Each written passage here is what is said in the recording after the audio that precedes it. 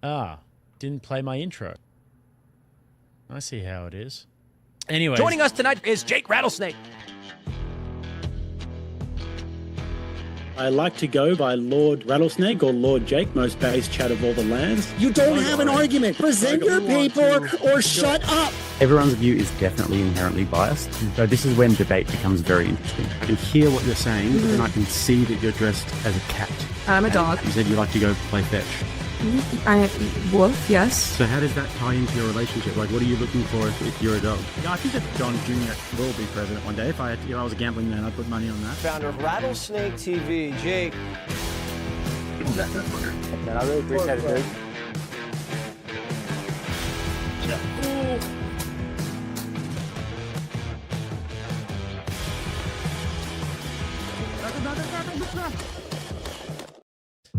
Alrighty, ladies and gentlemen, welcome back to another Rattlesnake TV debate night. We have got a great one for you today. We have Patrick Walsh versus Jim Bob. Patrick is going to be taking the affirmative side on Is Mormonism True? Jim Bob is going to be taking the negative, saying that Mormonism is false. So, with that, let's kick it over to Bruce Buffer.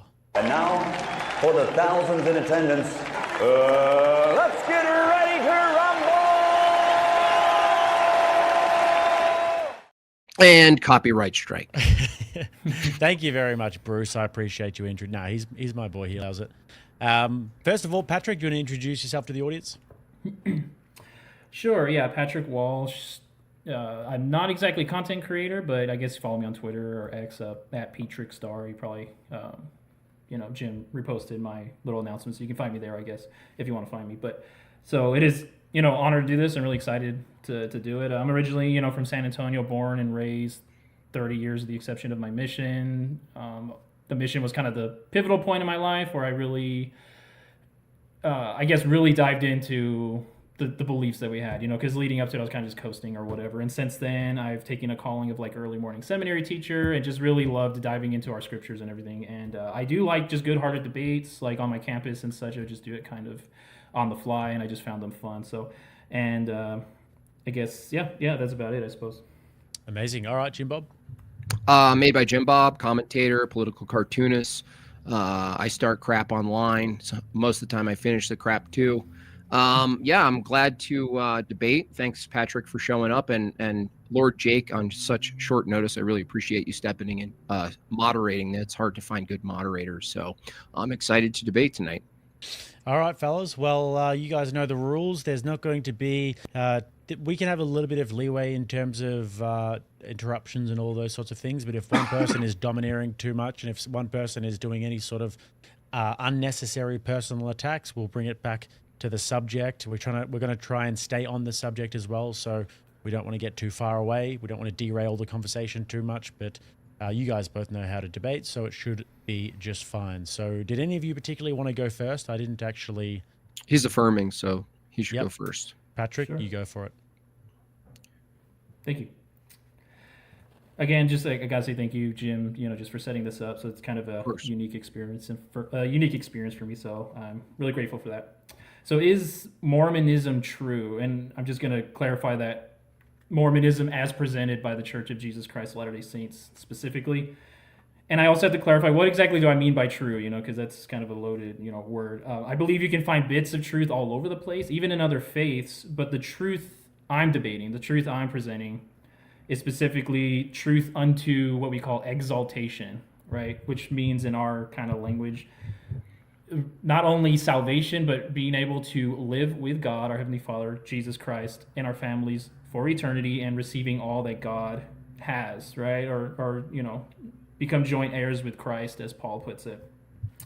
So what's kind of like some of the supporting evidence of the truthfulness of these claims of Joseph Smith and the current, the prophet? I found that the piece of evidence I found the strongest by far is just the very existence of the Book of Mormon, and I'll explain why. Why is the Book of Mormon evidence of the truthfulness of what we call the restored gospel of Jesus Christ? Well, for several reasons, and I think first, if we consider just the circumstances, the really impossible circumstances Joseph Smith was under in the year 1829, actually, is when he was translating it. put aside his formal education or anything like that, which he had none. It's been on record, both his scribe Oliver Cowdery, his own wife Emma Smith, that without a manuscript by his side, without a draft or source material, he dictated the entirety of the Book of Mormon to his scribe in around a little over 65 working days, right? So the church historians, when they look at the time that he started and stopped and all the times that they took breaks, they estimated anywhere from 65 to the most at 75 days to do so. So that's the entirety of the Book of Mormon, which is a historic religious text of over 531 pages, over 300,000 words in length. Oliver is on record or Cowdery is on record for saying that whenever they would return to the translation process after a break, that Joseph would not even so much as ask him, okay, where did we last leave off? What was the last thing we wrote? He wouldn't even ask to look at the manuscript that he was writing. Now that kind of struck me a lot. Now, I guess apologists and such, they'll kind of gloss over that point. But to me, it struck me a lot just because, ever since middle school, I like to write a lot. So I like creative writing. But if anyone listening might be able to relate to this, who use like academic writing or whatever, what have you, I've written short stories. I'm talking short, like 3 to 5 pages, maybe 7 pages later on. I cannot imagine the process of writing the story, but simply with no draft. Again, even if it's my story coming from my head, dictating the entire thing to a scribe, not even so much as asking, okay, what was last said? Where did we leave off? And expecting that to result in some sort of cohesive, consistent whole on a short story, let alone a literary work the scale of the Book of Mormon. But I think perhaps more important than just the miraculous and circumstances that I find of the actual production and translation of the first edition of the Book of Mormon is the eternal truths contained therein. So the Book of Mormon, the Book of Mormon teaches and testifies of Jesus Christ, his divinity, his atonement, more clearly, more plainly, and more spiritually powerfully than any other book, than any other source. Or as the late Russell M. Nelson put it, the Book of Mormon provides the fullest and most authoritative understanding of the atonement of Jesus Christ to be found anywhere. It teaches his very nature and the actual purpose of what his atonement is and how it applies to us, to the point of really no confusion. It also expands our knowledge of many biblical truths, principles found in the Bible that, just for the sake of time, I won't list them all off right now, but I'll be happy to get into those, throughout the debate. So really, it begs the question, how did he do this? How did he and his circumstances, again, the historical, factual evidence that we have of how long it took him to produce it, and keeping a consistent narrative the entire time, how did he do that and produce the most coherent and the fullest understanding of Christ's doctrine and his atonement to be found ever since then, if not by divine guidance, if not by divine power?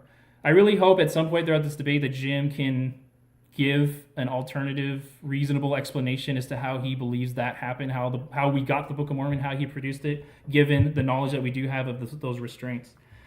Additionally, on top of the Book of Mormon itself, the tangible evidence, as we call it, we have the primary source eyewitness accounts of 11 different people, aside from Joseph Smith, of eyewitness testimonies of the actual golden plates that he used for the translation. Three of those total 11, claiming and witnessing and testifying that they saw the angel Moroni. Not only had not one of these 11 ever retracted their testimonies of this witness, but quite the opposite, actually. They restated it all of them restated it several times throughout, or most of them, right? But none of them retracted it. Not a single one retracted. All of them restated their testimonies of this witness throughout their lives. David Whitmer doing so on his deathbed. So I'm just gonna guess now. Maybe I'm wrong, but I'm gonna guess that Jim and I probably agree that any one of these people, especially considering how more than half of them later on ended up either distancing themselves from the church and Joseph Smith, some of them being excommunicated because of disagreements, any single one of them could have single-handedly destroyed, ruined Joseph Smith's credibility, and reputation forever. Any one of them, a single one of them, by simply coming forth and saying, yeah, all that stuff we said about, seeing the plates, yeah, it was a lie. We made it all up. So I'm just wondering why they would not do this, especially since they had even more incentive to do so, because a couple of them ended up loathing him later in their lives. Why would they not just come out and say, yeah, he was a fraud the whole time? Now, there's a lot more we can discuss, and as far as the truth and the desired kind of knowledge that I found of the knowledge of the topic of eternal families that we teach, a marriage format that's not found anywhere else on the planet currently in that format of marrying beyond this life. But we can go ahead and get into that afterwards. So I'll go ahead and just yield my time. So thank you. All right, cool. Jim Bob? All right. Thanks for taking the debate. So is Mormonism true? In his opener, I didn't get much argumentation of how it is the case that it's true, more so that he's reasserting that he believes it's true. Well, we do know already that you believe it's true. It seems like the only argument he is kind of posited, it has nothing to do with the coherence of the metaphysics of the theology itself, but rather that he thinks from personal incredulity, it's impossible for a con man to write that much in such a short time.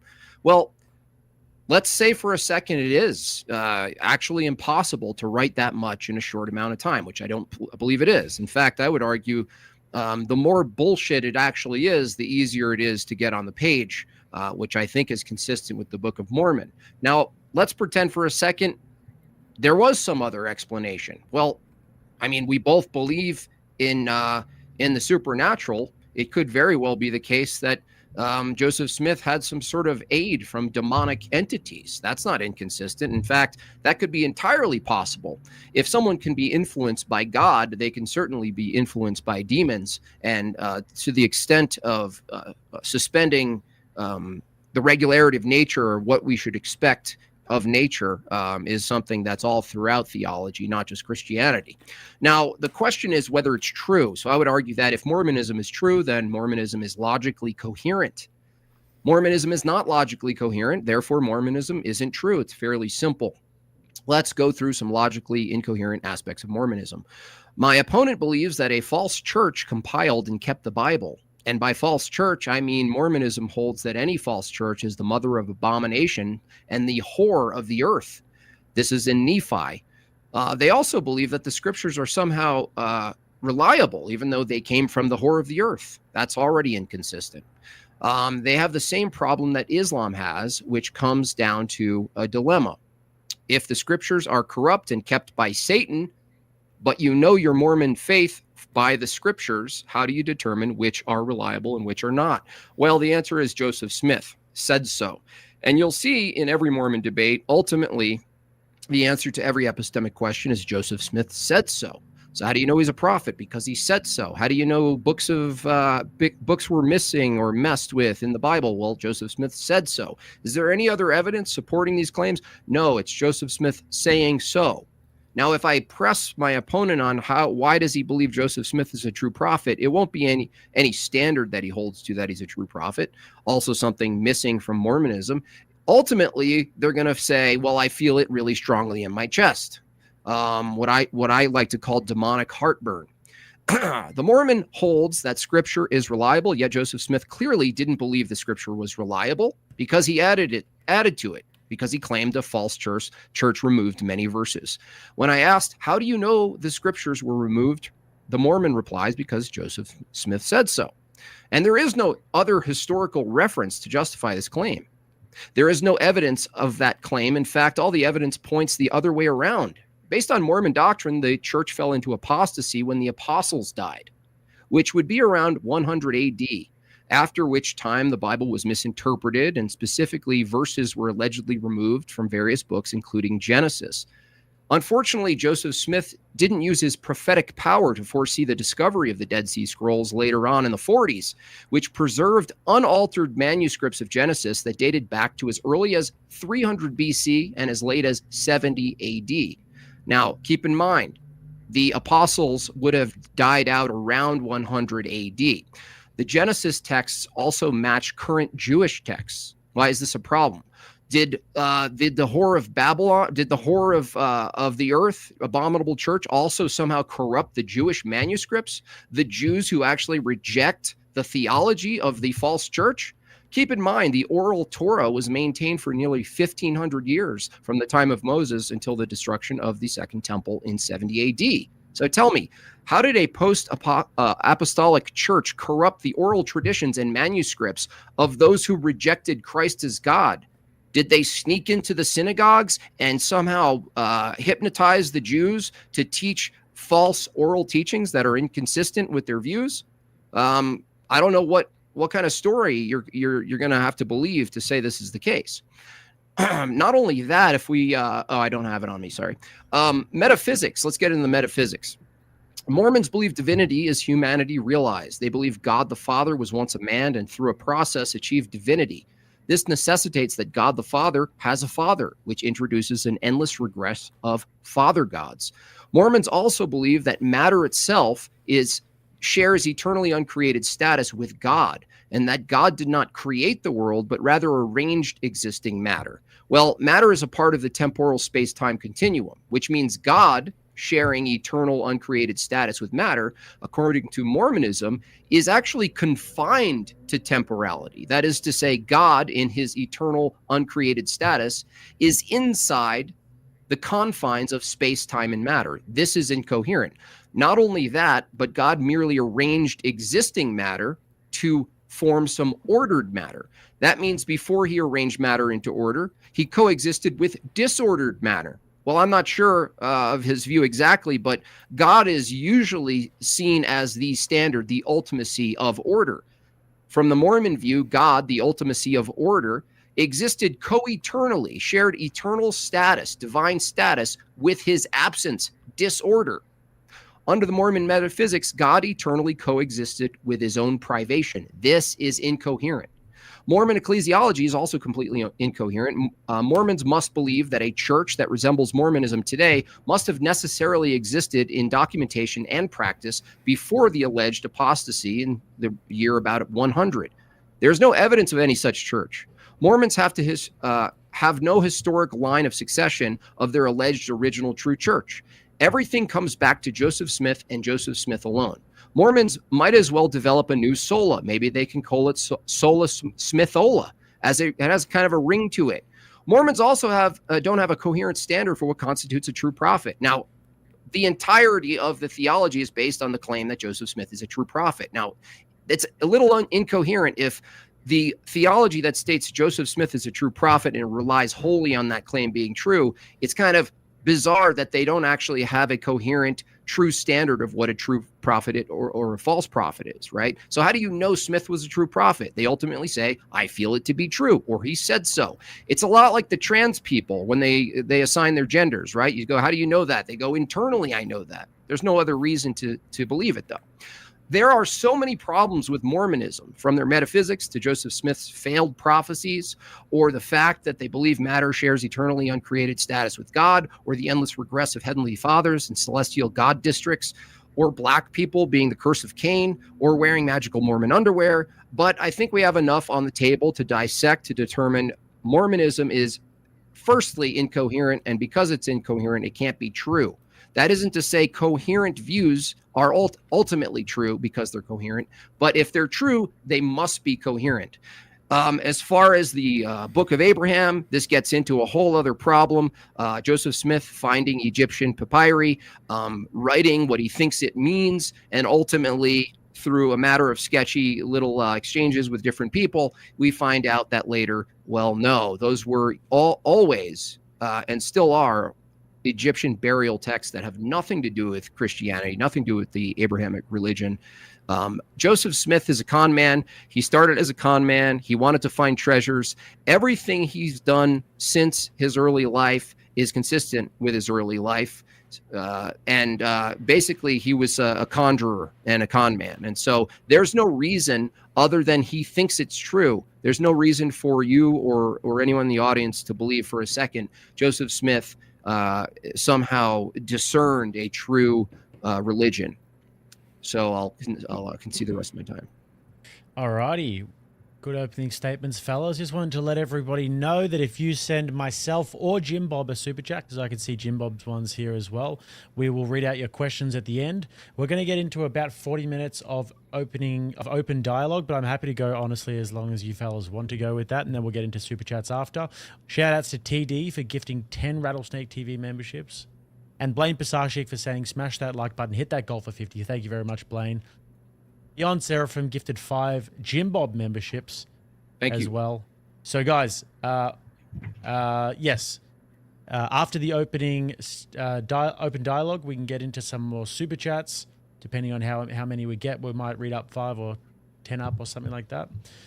But with that, so was there supposed to be a cross-examination? I don't know, like turns, or are we not doing that? That's fine if it's just full. Open well, a dialogue. cross-examination is essentially your affirmative. So it's me cross-examining you. I'm not sure what you would cross-examine from. You could certainly ask me questions, but you're taking the affirmative, so you're defending the affirmative. Okay. That's fair. That's fine. You guys just want to do open dialogue then? That's fine. I mean, yep. I'll follow your lead. So. All right. Sounds good to me. Let's get into it. I'm guessing that means you want to lead with the questions, or can I ask? So Jim Bob's just had a light malfunction. Sorry, yeah, my son is in here. He's scared of the dark as well. So are you okay? Yeah, my son is he snuck into the office and he's messing with things. Okay. All right, get into it, fellas. Let's go. James, stop. Go. Okay, yeah, so I'm going to start with the most rudimentary question here. The entirety of Mormonism relies on the assumption that Joseph Smith is a true prophet, right? So what I'm going to ask you is, what's your methodology for determining whether or not someone is a true or false prophet? Well, the reason I brought up so strongly the Book of Mormon is because we see that as one of his quote unquote fruits. That we're basing it getting off. trolled by my son. Hold on a second. We're basing it off. I'm sorry. I'm really sorry. I'm gonna have to, 1 second, because this is just going to be a problem if I don't. All right, mute yourself, Jim Bob, and just we'll get a sort. All good. You know what? He says that he's getting trolled by his son Patrick, but I actually believe that Jim Bob's just scared of the dark, and that's why he's having to fix this. I think he sleeps with the lights on. Sometimes I'm scared of the dark too. It's all good. No, it does happen. All right, so I guess maybe we should talk about Mormonism or something. Yeah, I'm kind of curious what music he plays. He has all the guitars. Like what style he's? Do you know? Troll music, I think we would call it. Oh, okay. Yeah, like trolling the libs. Okay. That sort of music. Yeah. No, the best kind. Just tell me when you're. Okay. All right. Yeah. So the question is, Mormon theology relies wholly on the assumption that Joseph Smith is a true prophet. My question is, what standard do you use to determine someone's a true prophet from a false prophet? Yeah, that's fair. So you often hear us saying like quoting Jesus with by the fruits you shall know them, and sometimes we equate that to being like, oh, anything that produces something good is necessarily good. That's not necessarily what that means, but he does put that as a standard for prophets specifically.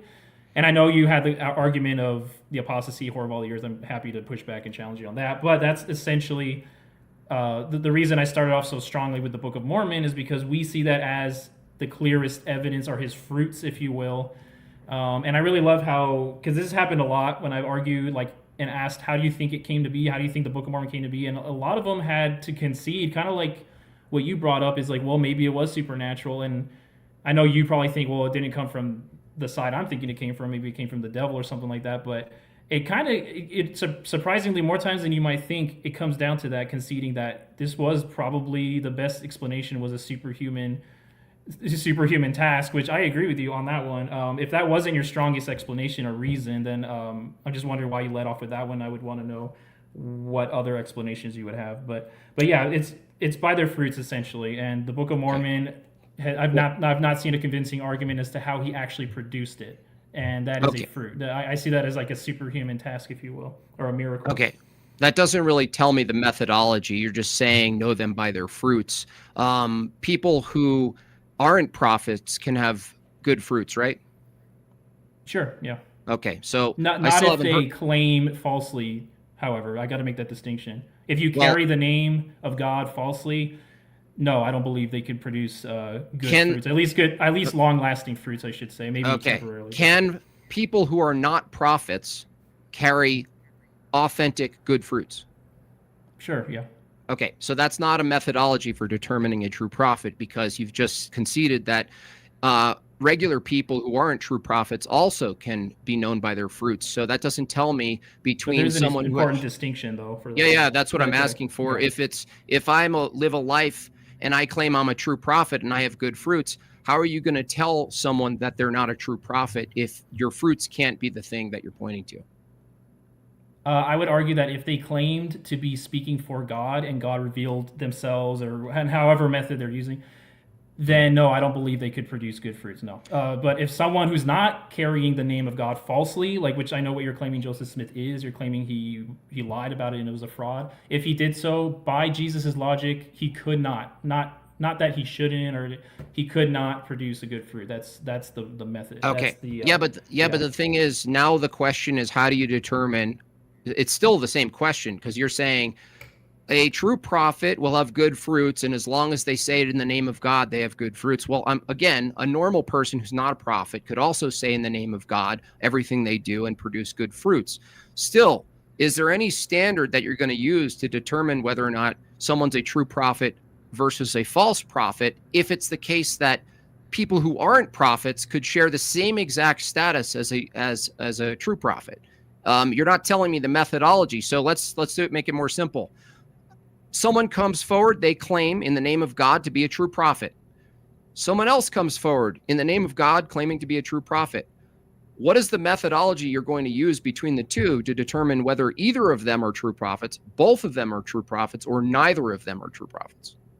How are you going to do it? Walk me through it, though. Yeah. Walk me through the methodology. That's fine. Just to clarify, when you say prophet, and you might think this is just splitting hairs, but there is an important distinction. When you say prophet, in the same sense Joseph Smith is saying that he was a prophet, because depending on the sense of the word, you could technically be a prophet. I could be a prophet, right? According to the John's explanation that the spirit of prophecy is the testimony of Jesus, right? So I'm just trying to clarify, you're talking about a prophet in the same sense that Joseph Smith claimed to receive visions, claimed to be restoring, claims like that, or what do you mean exactly? Well, it's your view. It's whatever you mean by it, because clearly, in my point of view, there actually is a standard for a prophet, in which case I would probably appeal to Deuteronomy and the history of the church. We would hold that a prophet, if he speaks and he says he's speaking from God himself, and he speaks false things that they don't come to pass, he's a false prophet. Now, every Mormon I've debated, and maybe you'll clarify this for me. Is it true that from a Mormon perspective, you could be a true prophet and get a bunch of prophecies incorrect? No, not in the sense of no. Yeah. Okay, so you have to. So now we're getting to a standard, Joseph, to determine whether someone's a true prophet or a false prophet. The first necessary component is that all of their prophecies that they say will come to pass must come to pass. Yes. Okay, and if you're saying in the name of the Lord, yes. So if it's in our scripture, for example, in Doctrine and Covenants, then you can, it's in the name of the Lord, yes. Okay, wait a second. So how do you determine it's in the name of the Lord or not? If he says it's in the name of the Lord, like all throughout the Doctrine and Covenants, it starts with that. So it sounds I'm assuming, like, go ahead. It sounds like what you're saying is that that if he makes a false claim, it's almost similar to like Catholics ex cathedra, where it's like, no, he wasn't sitting in the seat when he said it. So are you saying Joseph Smith can get a ton of things wrong and still be a true prophet, because you're just going to say the things that he got wrong, he wasn't really truly saying it in the name of God? What did he get wrong? I'm just trying to get what you're... What did he get wrong? Okay. Yeah. Okay. Well... And I have examples of some that... many significant ones that he got right. Okay. So if you want to give me... Well, I mean, a lot of people can get things right. That's what's in question. Revelation on December 25th, 1832, Pearl of Great Price, 1851, Doctrines and Covenants. Smith predicted a war from the South Carolina would engulf the world. It did not engulf the world, resulting in the destruction of all nations. That didn't happen. So yeah, I have that exact scripture and prophecy, and no, I'm not going to read the whole thing, but I think and it's in Doctrine and Covenants 87, okay? And he says, wait, where the heck is 87? Oh, my bad. The very beginning. Okay, here we go. The Lord, thus saith the Lord, okay, there's a prophecy, concerning the wars that will shortly come to pass, beginning at the rebellion of South Carolina, okay? This was nearly 30 years before the Civil War occurred. But here's the thing. Look at the first word. Wars. It's wars. If you have it before you, is that plural or is that singular? Is he saying a war, a single war will engulf the whole world? Now, you might think I'm just being nitpicky, but again, if this is his prophecy and this is his word, the word of God through him, I think it's important that we understand exactly what's being said. Yeah, so anybody who predicts while humanity's alive there's going to be wars, that's going to be your standard for a true prophet? Cool, we're all prophets. Watch this. There's probably going to be a war in the future. If you want to dive into this, I'm happy. Like, here's the thing. The things he did get were spot on. For example, I mean, he got all of it. What I'm trying to say is the ones that were specific to the Civil War happened. That's really not in question. But also, it's not just he's not just simply saying there's going to be a lot of wars probably or whatever. I think anyone could have guessed that.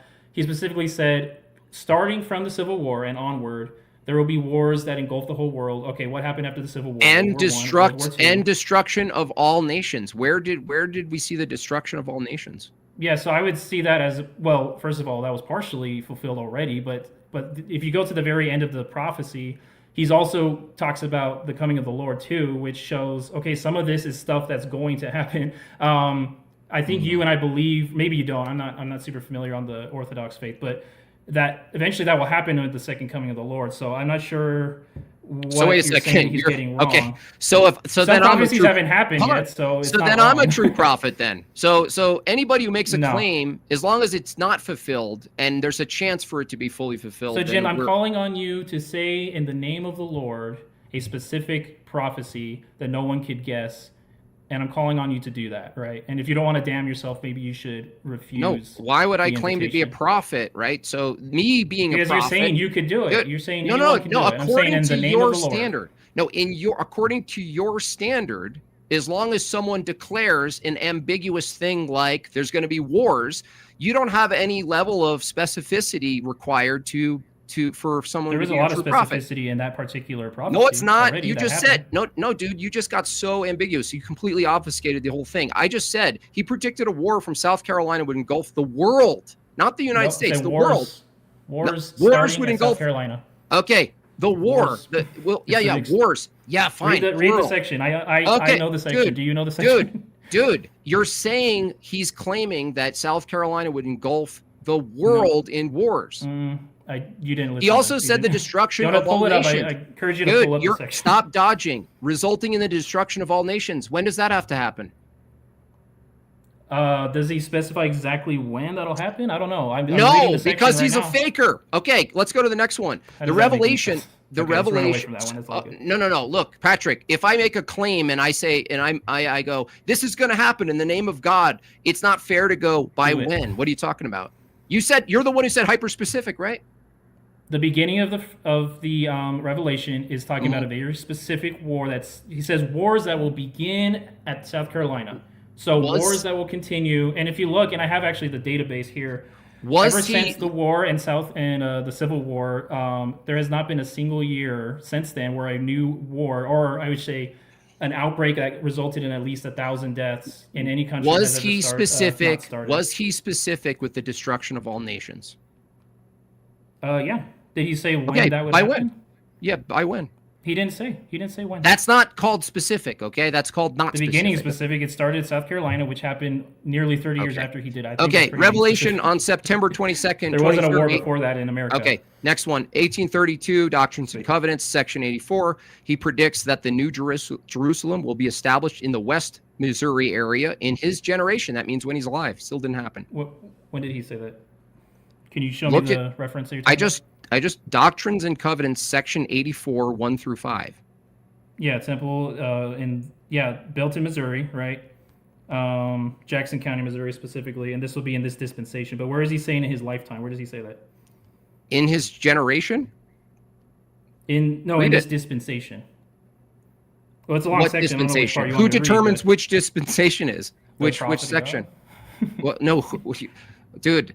This is so vague. It's like I say Joseph Smith predicts New Jerusalem will be established in West Missouri in his generation. How do you know it won't yet? No, he doesn't say that. He doesn't say in his generation. Oh, so what does he say? In this dispensation is what he said. So if you want to argue that, well, this is all very vague, that's fine. But here's what's the a thing, dispensation? You're coming very strongly with a claim saying he said this. It's and it turns your out claim. I'm pointing out that you don't. No, you claimed it. I didn't claim he said in this generation. I'm pointing that out. I'm asking you what is. No. I'm asking you to tell me what a dispensation is. Is that 20 years? Is that 30 years? Is that 100 years? Is that 1,000 years? This particular dispensation is until the coming of Christ. That's what it is. I mean, you don't have to like it. That's literally what it is. So from every the time of the restoration till So I don't know what the problem is with that one, but okay. Kinderhook plates. The plates were created as a means to test the prank for the Mormons, right? By the 3 locals in Kinderhook. They created the plates, buried them. Upon recovering they reached Smith. He claimed that they were ancient texts from a descendant Pharaoh, king of Egypt. Smith claimed he was translating them, having them presumed lost. They were rediscovered in 1920, reaching Brigham Young University in 1966. Matching scientific studies with the contemporary writing made it clear that these were a fraud. So he's claiming something's true and it's a fraud. Kinderhook plates. Was he saying in the name of God or what? Just not. Well, he took it with the intent to, if it was real, to translate it like he did the Book of Mormon. But did that ever happen? It didn't lead to anything. So, and there's also very spotty actual journals of what he specifically said and who reported that too. So, is there question like, well, did it look like he was being led into it at the beginning? Perhaps the way you read the history, but it doesn't matter because it didn't lead to anything. Okay. Did Joseph Smith? I think it's just one of the weakest arguments. So did Joseph Smith receive revelation that he could marry multiple women? Yeah. Mm-hmm. Okay, and how is it that he received revelation to marry multiple women, but future prophets, presidents of the Mormon Church, went back on the revelation of God? Well, there's a great scripture for that too, but just while I find it, I can go ahead and start answering that. I would think it's the same reason why, for example, when Jesus gave the command when he first ordained his apostles to take this to the house of Israel, but not to the Samaritans, okay? And you might not see the connection yet, but just bear with me. Not to the Samaritans, not to the Gentiles, to the house of Israel. What did he say after he was resurrected? It sounds like almost like a policy change to me. He said, now take the gospel to the entire world. Okay, now this is the Savior himself. So the reason I lead off with that is because we have example not only in the Book of Mormon, but also the Bible, of the Lord saying one thing that is needed at a particular time. It's not because he changed his mind, it's because it was needed, varying reasons depending on the circumstance we're talking about. So that's not a problem to me. With the framework of our revelation and stuff, that's not a problem that later on they were now told to stop doing it. But yeah, so I don't know if that answers it. But could I? Is it right if I ask you something, or are you not done yet? I can. Well, I know. I mean, it's your claim for what's considered true. You have an epistemic problem as well. Joseph Smith says that there are certain things missing from the Bible, including Genesis, right? Yeah. And then he says that from the death of the apostles, that some brewing apostasy occurred, and we lost the proper interpretation of the Bible, right? Including people removing things, right? Yeah, that's part of it. Yeah. Okay, and so what other evidence is there other than Joseph Smith saying so that anything was ever removed from Genesis? With Genesis, so we have evidence of the Bible today missing pieces for sure, but now Genesis specifically, no, I don't. If you're saying from the historical viewpoint, you got to remember the apostasy you're referring to. We call that.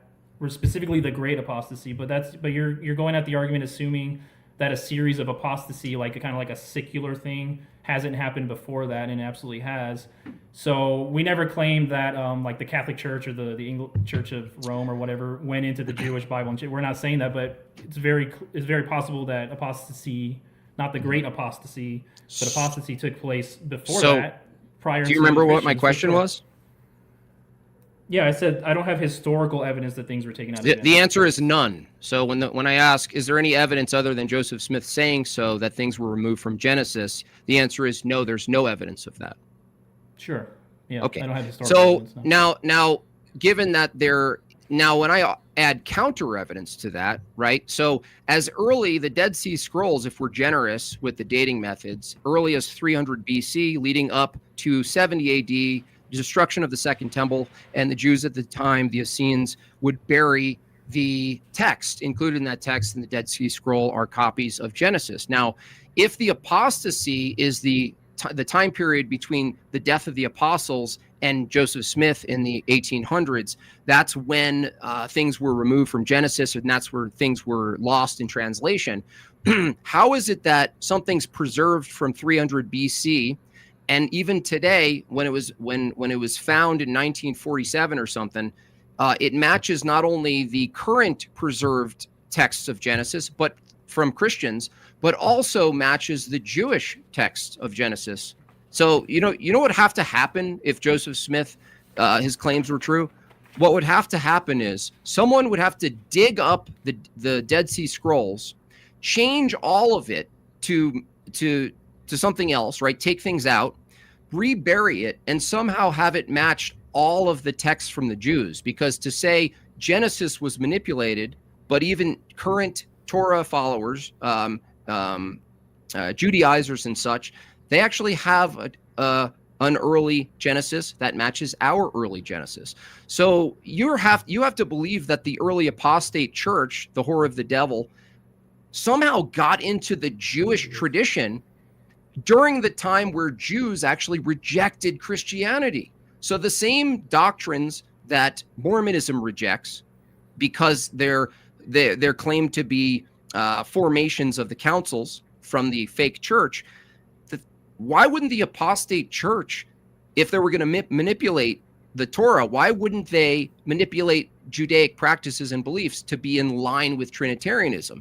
It just so happens to be the case that the Jewish people today, preserved through text, through practice, and through oral tradition, preserve the same Genesis that we have, that you're claiming was manipulated, and there's no evidence for it. In fact, there's counter evidence to that.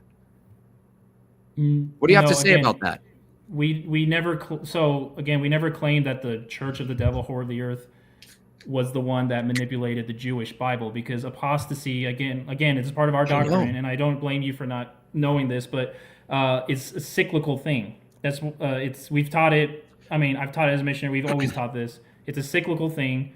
So you're assuming that our claim is that during that era of the great apostasy following the death of the apostles, you're saying that that's what we're claiming, is that it occurred from that point and they changed. That's not what we're saying at all. But when are you claiming that Genesis was manipulated and books were removed? Sometime during the ancient. You already told me there's no evidence of it. So why are you believing, and why are you claiming that something during the ancient era? By the way, how far back are you going to go, dude? Patrick, do you understand that the dating methods, if accurate, place Genesis unaltered back to 300 BC? Yeah, that would be going on the assumption that mankind since back then, which the Bible says it's not, were never corrupting God's word or becoming wicked. They literally were. So it doesn't matter how far, as far back as humans existed. That's definitely cool. a possibility. So the apostasy, so that's inconsistency. That's, of course it is, because you claim, your theology claims, the apostasy happens after the death of the great apostles. apostasy. Great. Yeah. There has been apostasy before that. There's been a series of apostasy before that, and that's in our doctrine. That's that's a claim. No, I know that's a claim. Do you know the difference between? But it's okay to admit that you misunderstood and misrepresented. I didn't. I didn't about the apostasy. That's the great apostasy that you're specifically referring to. It makes your position worse. Now you need two apostasies. But it's okay that you didn't. No, there was one great apostasy that we refer to as the great apostasy. There were many series of apostasies. Cool. When did the great apostasy start? The great apostasy, which has nothing to do with the Jewish Bible, but it started. We see it as more like a sunset. So I don't have a date for you, but roughly probably just like gender, maybe 200 years. Yeah, okay, so after, 200 AD? Yeah. Okay, any like evidence of an apostasy other than believing Joseph Smith happened at 200? It's just funny because I would ask Israelites, why are you wandering the desert for 40 years? All because Moses told you to. Like, that's kind of how it works, Jim. Like, I feel like I'm debating with an atheist right now. Like, that's not an argument, That's how it's always worked. It's your claim. I mean, I'm saying the logic is consistent with our framework. No, it's not. No, you don't have any ecclesiology historically. In other words, you can't track a true church that's called Mormonism back to the year 200. Let me ask you this. Forget the apostasy, the great apostasy for a second. Hold on a second. Yeah, that's the claim. It's restored. That's what's in question, dude. So if I take you back to the year 200, is there any evidence of an operating church that believes Mormon doctrine in the year of 200? No, because they didn't call it Mormon. So what was it? Of Christ's Church? Yeah, it was called the Church of Jesus and Christ. Okay, any evidence of the Church of Jesus Christ? Any evidence of the Church of Jesus Christ? Yes. Bible? Anything that anything the New Testament Gospels, yeah. No, the New Testament Gospels are in question, right? They're in question. Why? Because do you know when the New Testament? We can get into that. Why that doesn't? I'm talking. But that's fine. Who compiled the New Testament? The church. It happened roughly like 16. I'm off on my dates. No, 14, 11. 4th century. Like that, right? Yeah. So what was it? The Church of Rome, I guess, or the Catholic Church? So the false church. Yeah, tell me something, and this will help. No! Stop it! No! I'm running a line. No! Do not. Afraid. You're dodging right now. Look, you just said. It's fine. No. The false church compiled the New Testament in the 4th century, right? Mm-hmm. Okay. I asked you, when is this true church of Jesus Christ exist? Somewhere in the 200s, right? So that's when the apostasy started to occur. But yeah. Okay. So in the 4th century, when the false church compiles the New Testament, right? You're trusting the compilation of the New Testament from a false church, right? Right, for the same reason that the very crucifixion of Christ, which was essential for the salvation of mankind, was physically brought about by wicked men.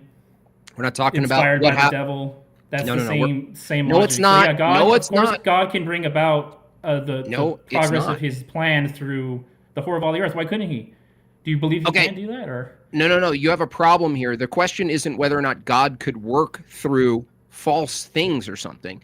The question is, do you rely on a false church that is in Nephi referred to as the church, the whore of the earth? Do you rely? Is it yes or no? You rely. I don't rely on the false church any more than I rely on the wicked Pharisees to bring about the crucifixion. It was God doing so. Oh, God works. Again, I feel like I'm arguing with an agnostic or something. This is kind of weird. That's not an argument, dude. So I don't care how you feel. I know a lot of your theology is based on feelings, but the thing is, you have an epistemic problem because you can't trace historically your church back to history, right? So it puts it into question. If a false church compiled the Bible, the New Testament, but your theology relies on the account of the Bible, you don't even know which is true or not. For instance, how do you know the story of Christ? You, Patrick, how do you know the story of Christ? Through the Word of God in the Bible, yeah. Yeah, the Word of God, right, and the Bible. You're talking about Holy Scripture, right? Mm-hmm. So you know the true account of Christ through a Bible that was maintained and kept by the Church of Satan. Through God's miracle, yes. Correct. So how did you determine? The devil inspired the Pharisees to crucify Jesus. How did you determine which of the compiled Bible that the Church of Satan compiled? How did you determine which of it was true? How do you know the true story of Christ and his apostolic college was actually a real thing or not? How do you know that? How do I know that? I think I know it for the same reason that the Bible says where Jesus appeared to those disciples in Emmaus. The Bible's in question, bro. Yeah, I've already explained why that's not an issue, but hold on. Do you hear my question? They said, did not our hearts burn within us while he talked to us? The only reason they knew it was Christ was because God spiritually told them. You're relying on so that's my reason as well. Dude, Patrick, do you understand? You don't understand the problem.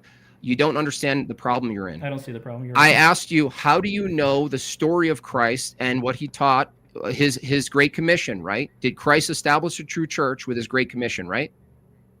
Yes. How do you know that happened if it's compiled and told to you by the Church of Satan? I'm just asking you methodology. I feel like I answered this already, but... You said the Bible. That's what's in question. That's incoherent.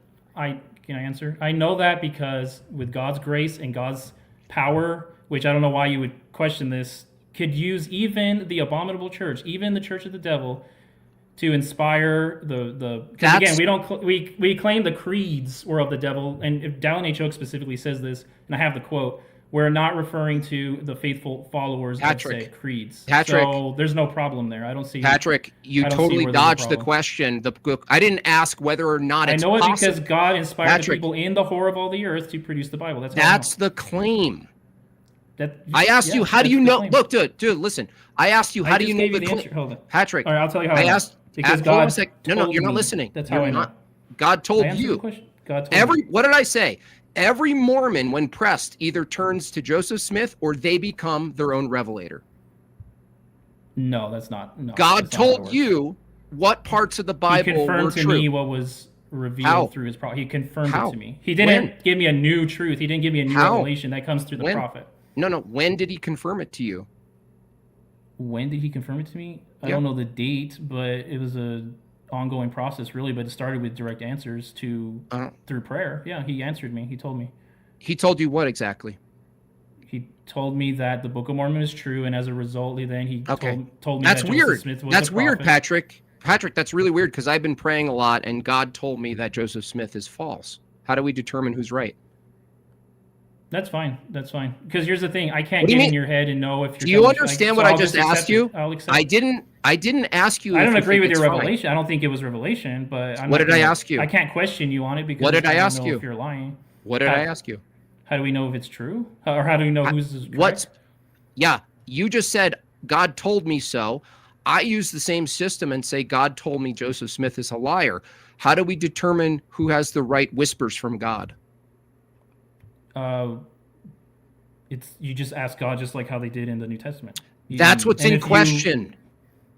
That's the answer. I mean, Dude. You want me to show you God that the video where he showed up to me or something? Cool. Like, no, cool. The true church, right? The church. Mm-hmm. Well, no, from your view, the false church. They also claim that they were guided through the Holy Spirit to compile the New Testament. Hold on a second. I believe they were. Oh, the Bible. That's a contradiction. Hold on, that's a contradiction. No. Let me lay out the contradiction for Patrick. I just told you why that's not. God used a false church to compile a false doctrine, right? No. It was false. No. Yeah, it was false. If it needed to be corrected, it was false. Well, yeah, through imperfect instruments. That's not another contradiction. Is the New Testament, dude? Listen, is the New Testament leading up to Joseph Smith laying his eyes on it? Is it complete and true? By that, if you mean inerrant, no, but it is true. Yes. Okay. Wait! It's error. It's full of error, but it's also true. Yeah, it's not perfect because here's the thing: is this coherent, you guys? I believe, even though it's a God-given miracle that we even have the Bible, but I think it would be ignorant to assume that through all that it's been through, it didn't receive its fair share of Can you tell me a mathematical claim? Can you tell me a mathematical claim that's erroneous but true? No, because we're not talking about math. Can you tell me any statement? Heaven through imperfect people. Dude, you're all over the place right now. You just claimed that the Bible is. You just don't like the answers. Dude, fine, but no, you're not listening. You're not listening. Clarify even more if you allow me to. You're not listening to me. It's okay. No, you're talking over me and you're not listening. So you held the belief that leading up to Joseph Smith, the Bible was full of error, also missing verses, but you also hold that it's true. Yeah, well, it's historic fact that there are missing books. So that's I didn't ask what you do. Focus. So that's fine. You just said that the Bible is full of error and missing verses, and it's also true. Yeah, again, if on the sense of true that you're talking about, it's true because it led to the inspiration of the restoration of the gospel. Like, there can be truth in there, but we can't. I think it'd be ignorant to suggest that God working through imperfect vessels, imperfect instruments. It's not that God was imperfect; it's that we were imperfect. But that's fine because here's the thing: we're talking about the Almighty, all-powerful God that can use such things to bring about His purposes. I don't know why you would disagree with that as a Christian. It's kind of weird. Do you believe that the church went into darkness? Did it die? Did the gates of hell prevail against it? Like, what happened through the apostasy leading up to Joseph Smith? What happened? To the church. Like, what was very this? Like, for generally. instance, like, I'll ask in a different way. The year 1700, you're walking around with people who so-called Christians. They're not actually Christians according to you, because they're not a part of the true restored Mormon church, right? So is there any true church that's on the earth before Joseph Smith and after the apostasy? Truth unto exaltation, the fullness of the truth? No, there wasn't. So God isn't so Christ's church isn't his body. Any more than his body that died and was resurrected? Sure, it was his body, yeah. So when Christ says, I established a church and the gates of hell will not prevail, you're saying that was actually false? No, because prevail would mean that the devil won. And it wouldn't mean prevailed any more than they prevailed when they killed Jesus. So the true church died. He didn't. The devil didn't prevail because he was resurrected. Was Christ's true church alive in the year 1700? No. Okay, so it died. And came back, correct. So Christ's church died. You having a second death and resurrection of Christ himself, right? What is death? Church, yes. What is death from the Christian perspective? Death is the separating of the spirit from the body. Yeah. That's what death is. Yes. So death, right? So you're saying Christ's true church will not be subject to death, basically. I'm saying the devil won't prevail, meaning he won't win. Any more than the devil prevailed when Jesus was crucified. Did he? Okay, cool. Did the devil prevail when Jesus died? No, because we know in the end Jesus won. So I don't see this as an issue at all. It is an issue. Like how he revived Lazarus. It is an issue because you just made his resurrection meaningless, because now you need a resurrection and death of the church. That's why it's meaningless. If Christ tramples death, right, for all of humanity to be healed, right? If that was the purpose of him lowering himself, condescending and then ascending, if that was the purpose of the whole thing, and he established a church with the apostles and he says, go forth and teach this, go forth and teach my who I am and what I am, right? I am the truth. I am the way. But you're saying that his way, the Great Commission, according to Mormonism, failed, right? Not at all. No. It died, dude. Why that doesn't make sense. I can explain it if you want. But I know you don't want the explanation because that would show how your understanding is flawed. But that's okay, Patrick. Look, I'll take it one sentence at a time. This is probably too much for you. Christ established a true church with the apostles. Yes or no? All good. You're not listening again. Yeah, exactly. So listen up. Christ established a true church and taught the apostles to spread it, right? Correct. The apostles died, and the true church, from your words, also died, right? In a sense, died, yes. I'm using it as a comparison, but yes. It died, right? You're saying that Christ's Great Commission failed because his church died. No. You want me to explain why I'm not saying that? How is that not a contradiction? I'm happy to explain it. Tell me how that's not a contradiction. Because Jesus' mission when he was here in mortality to pay for our sins, take upon himself all of our infirmities and sins, and then to die and be resurrected so that we will be resurrected in the last. That wasn't dependent. That part is for everyone, whether you're an Latter-day Saint, whether you're Christian Orthodox, that part is not dependent on his church being alive or not alive at any point, because that's what's called salvation, and that's given to everyone. Even atheists, everyone will be resurrected. We're not talking about soteriology, bro. You totally avoided the contradiction. No, we're not. We're talking about Christ. That's what Jesus did not fail, is what I'm telling you. Dude, his mission was complete. Didn't say Jesus failed. I didn't say Jesus. I said his Great Commission. Okay, then that might just be a misunderstanding with the Did Christ so I apologize. What do you mean by his commission? You're not listening. That's why you're not listening. No, Christ, I heard the word. I just misunderstood Christ what you meant. Established a church. He set out the Great Commission with his apostles. The apostles then became 70. And then the 70 taught the bishops, right? And wherever the bishop is, that's where the church is. You're saying the church died in a sense. If the church died in a sense, then Christ's Great Commission died in a sense, in the same sense. So how does that mean? Right. So, and it didn't fail any more than when Jesus died, his mission failed. So it didn't fail. It didn't fail. No. So the church didn't die.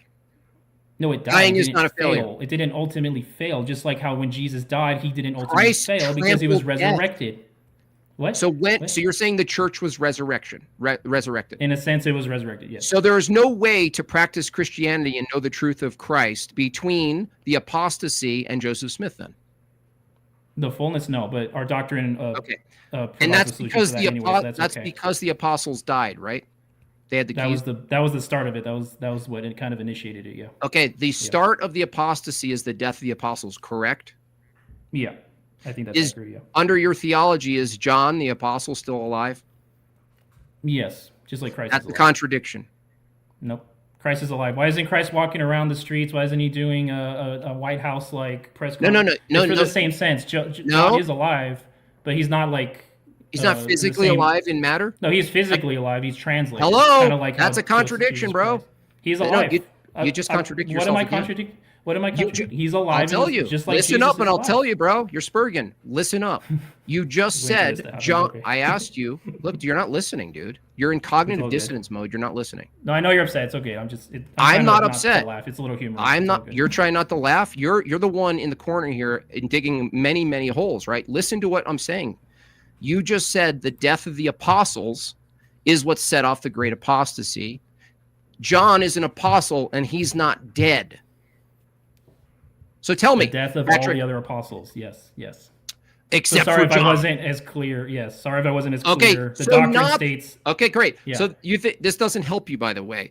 If John the apostle is still alive today somewhere in Miami, maybe he's going to do a fresh and fit appearance and tell us all that Mormonism is true. Why is it, Patrick, that if the last apostle under your view, why is it under your view the last apostle who holds the keys to the true church of Mormonism isn't coming forward and saying, listen, guys, Joseph Smith was right? Why isn't that the case? Where is he hiding out? Probably for the same reason that Christ himself, who you and I agree is alive in the literal sense, he's alive, is not showing up to you or to Jake every other day being like, I'm alive, believe it. It's probably the same reason. John is a resurrected being now, so he is alive. Dude. Yeah, dude, you're not. I don't understand why question. that's confused. I just answered your question. I don't know why you're confused. Listen, Patrick, you're really slimy. Answered your question. No, you're not. You didn't answer. Listen to me. You can admit that you didn't understand our views. Does Christ? As you thought you did. It's okay to admit that. It's totally okay. Shush for a second. Does Christ have a temporal body in the time-space reality, like he's walking around in San Francisco right now? I don't know what that means. Does Christ have an ascended, glorified body in heaven, or does he have a temporal body right now on earth? He's in heaven. Yeah. Great. Does John have John have a temporal body right now, according to your theology?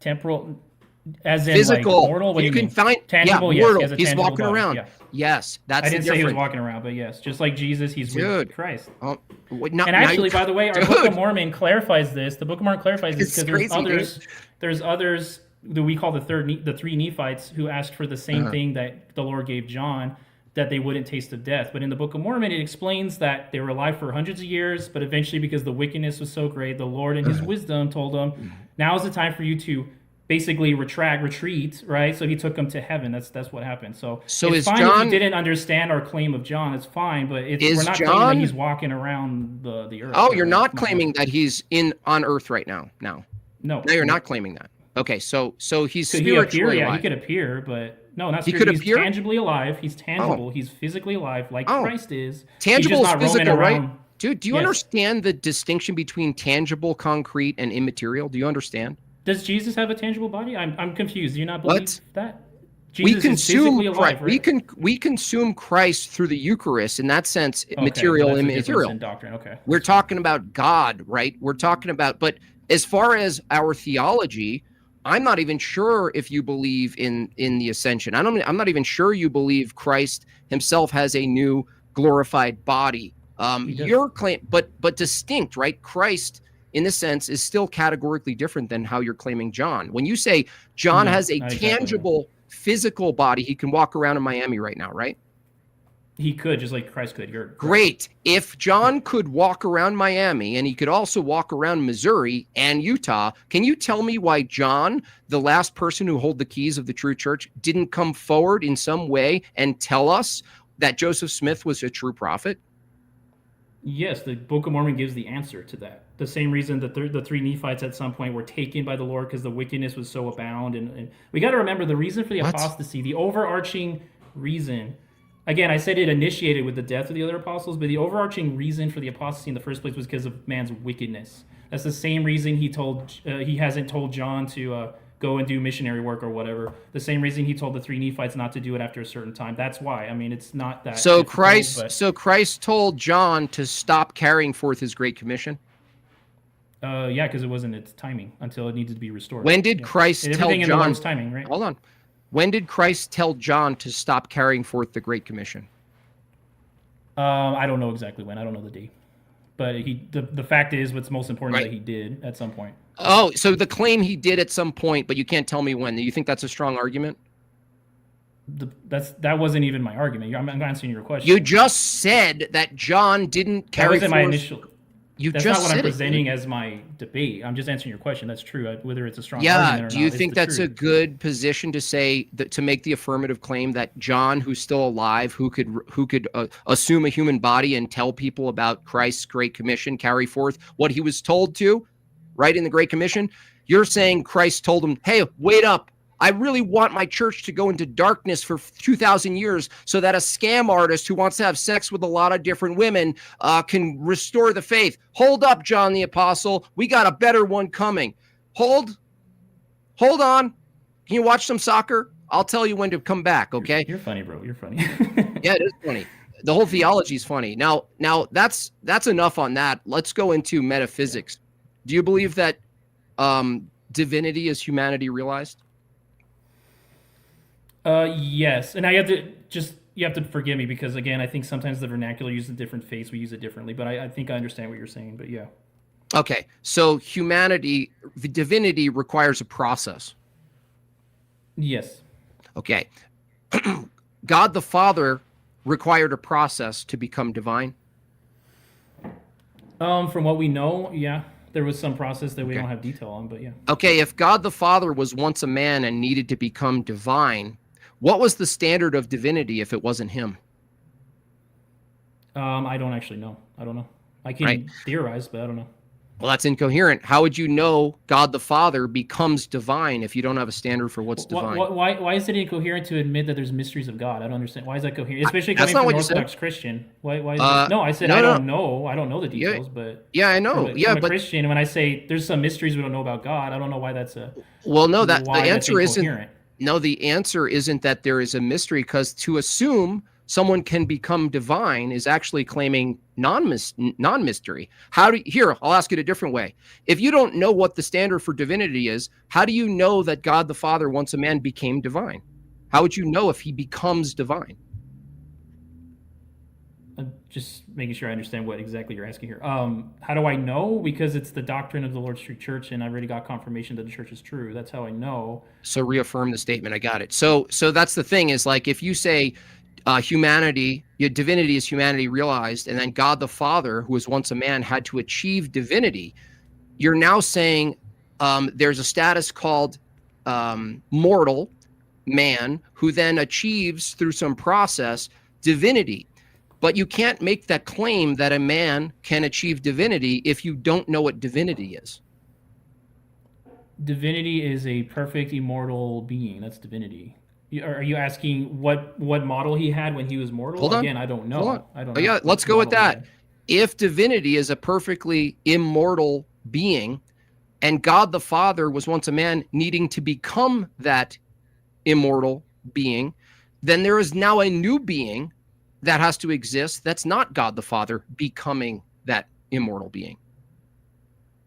Yeah, what's the question? I'm not. The question is, who is God while God the Father is becoming God? Again, I don't know. I have no clue. If God the Father is becoming God, is God non-existent? No, I didn't say that. I just said I don't know who God was. That's all I'm saying. Well, this is an area that very little has been revealed, so it's fine. Like it's one of those things. Like whenever I talk to Trinitarians, and it conclusively ends with, "Well, it's really a mystery." Well, I have more of a problem with when we're talking about the very nature of the God we worship. We worship the Godhead, God the Father, Jesus Christ. If we're talking about His very nature, but we say His nature is a mystery, that's where I take That's where I have a problem with that. Right? You have a I'm problem told- being that you just said you don't know what No. God is? I just said mysteries are fine. I admit God, there's mysteries surrounding God that we don't know because it's God. But when we're talking about his and I'm not talking about the one before him, I'm talking about the God I worship, Heavenly Father, Jesus Christ. If we don't even know, if his very nature, like the Trinity, is just really kind of a big mystery, that's an issue. Like, you don't even know who you worship if that's the case. And my question is, That's really why do funny you coming from worship you. him? Which of the eternal, infinite gods do you worship? I worship the God of Abraham, Isaac, and Jacob. That's the God I worship. And did that God have to be a man at one point and become God? That's what's been revealed, yeah. Okay, then that necessitates that he has a father. Who's the real father? Perhaps. Who's the real God? I don't know. Perhaps. Yeah. Who's the real God? The real God. Again, we're talking in like two dimensions when we're talking about the nature of the literally God, the creator and ruler of the whole universe. So, I mean, you're speaking in like these two-dimensional kind of arguments when we're talking about something this vast. So it's actually really silly, Patrick. If God the Father was once a man and he had to achieve divinity, that means he also had a father. Perhaps. I can't make a definitive statement. Well, it's called an entailment. It's necessarily so that if God the Father needed to become... In our moral understanding, sure. Yeah. Okay, so from your view, is God the Father eternally uncreated and divine? Yes, because that gets into how even though he created our spirits, we were called things called intelligences, which were basically like... Lack of a better word, spiritual. Can I give you a direct? Eternal. Yeah. Okay, cool. So I said eternally divine. So if God the Father is eternal, I don't know. Wait, he's eternal. Who is he the eternal God, eternally divine or not? He's eternal. I don't know what you're asking. He has always existed, just like you and I have always existed. Yes. In the way he exists, does he hold God status forever? He was not in his state forever. No, that's what you're asking. He was not in his current state so this is where the incoherency really shines, is that Mormonism holds that God the Father, the eternally uncreated being, creator of all things, wasn't always God. Yeah, and this is interesting because I just like to point out that the actual concrete doctrine that we do have that's been revealed in a much fuller sense is the stuff that you tend to like. It didn't work out well for you, so now you're going to stuff that's very little has been revealed and we don't know. That's fine, but if you're going to criticize the truthfulness of the church and our claims, I would just suggest it'd be a lot smarter to criticize what we actually. How long have you been debating for? This is my first formal debate. So why are you coaching me on debate? I'm not coaching you on debate. You're telling me what I should do. Listen, your metaphysics... Yeah, because it hasn't been working out for you, so you might want to... Oh, really? I just demonstrated that you have a belief in God, that he's not eternally uncreated as God. Let's move over to matter. Do you believe that matter itself... That's what we do. Like, every one of them that you found that you didn't understand it as well, you kind of tend to run... No, I got exactly what I needed from you. You said, totally God... No, Patrick, you said from your own mouth, and we could rewind the tape if you want, you said God himself was never always God. That's what you said, not me. As far as I understand, yeah. Okay, cool. So if he was never God... It's a difference in belief, but it can't be incoherent if it's something that we don't even fully know yet because he hasn't revealed it all. That's fine.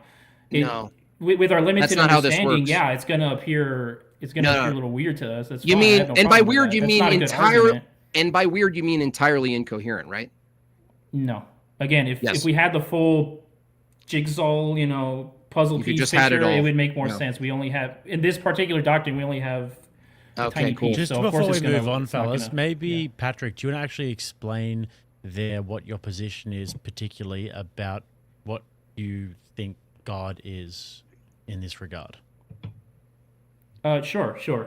I go off of what has been revealed, right? Any other thing beyond what has been revealed through the Lord's prophets, it really comes down to speculation. What has been revealed on what Jim is asking? It's been revealed only, one, God, as we know, the God we worship, was once man. Lorenzo Snow says that. That's fine. Other than that, we have no idea. I don't know where he was. I don't know any of that. And I'm totally willing to admit that things and mysteries of God we just don't know. That's fine.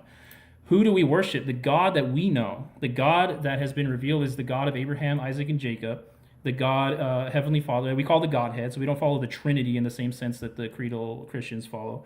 I know Talmage and others refer to it as the Trinity, but the doctrine is the Godhead, that God the Father, an immortal, perfect being. And is this and then a there's his timeless, son. spaceless, immaterial being? Sorry, what do you mean? Would God be timeless, spaceless, and immaterial, or does God have? In a sense, yes, because all of us, in a sense, we're always are spiritual. Lack of a better word, spiritual matter. Spirit matter. Yeah. Spirit matter has right? always existed. Yeah, but us in like our spirits, like our formed spiritual children of God, no, they. Yeah. We haven't always existed though. No. Well, hold on. You, as you know, Patrick, but you have Patrick, in a sense, you have always. When you say yes. spirit matter, do you hold that spirit itself is immaterial? Like you have a spirit, right? Mm-hmm. Is your spirit made of molecules of skin? No. Okay, and when you define matter, if you define spirit as immaterial, how do you define matter? Matter, it's just like in science. It's just it's been a while. I don't know how they define it, but matter is just. Would you say it's physical? Yeah, down to the molecular level, everything. Yeah. Okay, so when you say spirit matter, aren't you saying immaterial material? I don't know. You don't know. No. Okay. Yeah. What I am saying is this. I'm doing a lack of a better term because we're talking about things of heaven and of the eternities and our limited human language. That's fine. Okay. If there's a better term or description for it, there probably is. I don't know it, Okay. but essentially, in a sense, all of us have always existed, and that includes God. We always existed. I would say. Yeah. Okay. So you also believe that matter itself coexists eternally with God, right? Yes. Okay. Now, God, creation, you don't have an actual creation under Mormonism. You more or less, correct me if I'm wrong, believe that God took existing matter and made it into ordered form? Yes. So our creation, yeah. So the way we view creation is not in the kind of traditional sense where he kind of snapped his fingers. I understand. Yeah. So you have matter coexisting with God, so it shares one property of the divine, which is eternally uncreated. Always been there, always will be. And you're saying it existed in a particular way, but then he formed it into an ordered way, right? Mm-hmm. Organized is it, yeah. He organized. So does it follow that God, before organization, God coexisted with disorganized matter? Yeah, if in our limited, again, like kind of two-dimensional understanding, as far as we know, the universe, as far as we're concerned, is the best way I can put it. The universe, as far as we are concerned, was unorganized matter. Yes. Now, Okay. Again, if you're asking, what about before that? Is there alternate? No. Stick with me. Yeah. Would you agree that God, under your view, is the standard for all order? Yes.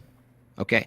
So if God, the standard of all order, eternally uncreated, coexisted with disorder, would you agree that disorder is the privation of God? As in, is it like the antonym? What do you mean? A movement away from order would be a movement away from God, right? Yeah, before he organized it. Yeah, sure. So under your theology, God, who is the standard for order, eternally uncreated as a being, coexisted with disorganized matter, God's own privation. That is to say that disorder shares at least one divine property with God. The absence and privation of God himself shares divinity with God. That's Mormonism. Yeah, just like he shares divinity with you and with me. We're children of God. You're divine. And we have divinity within us. We haven't reached perfection, but yeah, in that sense we are. So really? You, Jim, hold on a second. There's imperfect divinity? Children of God. There's imperfect divinity? It's not what's the word they use? There's a translation, but it's not completed. Yeah, sure. There's incomplete divinity?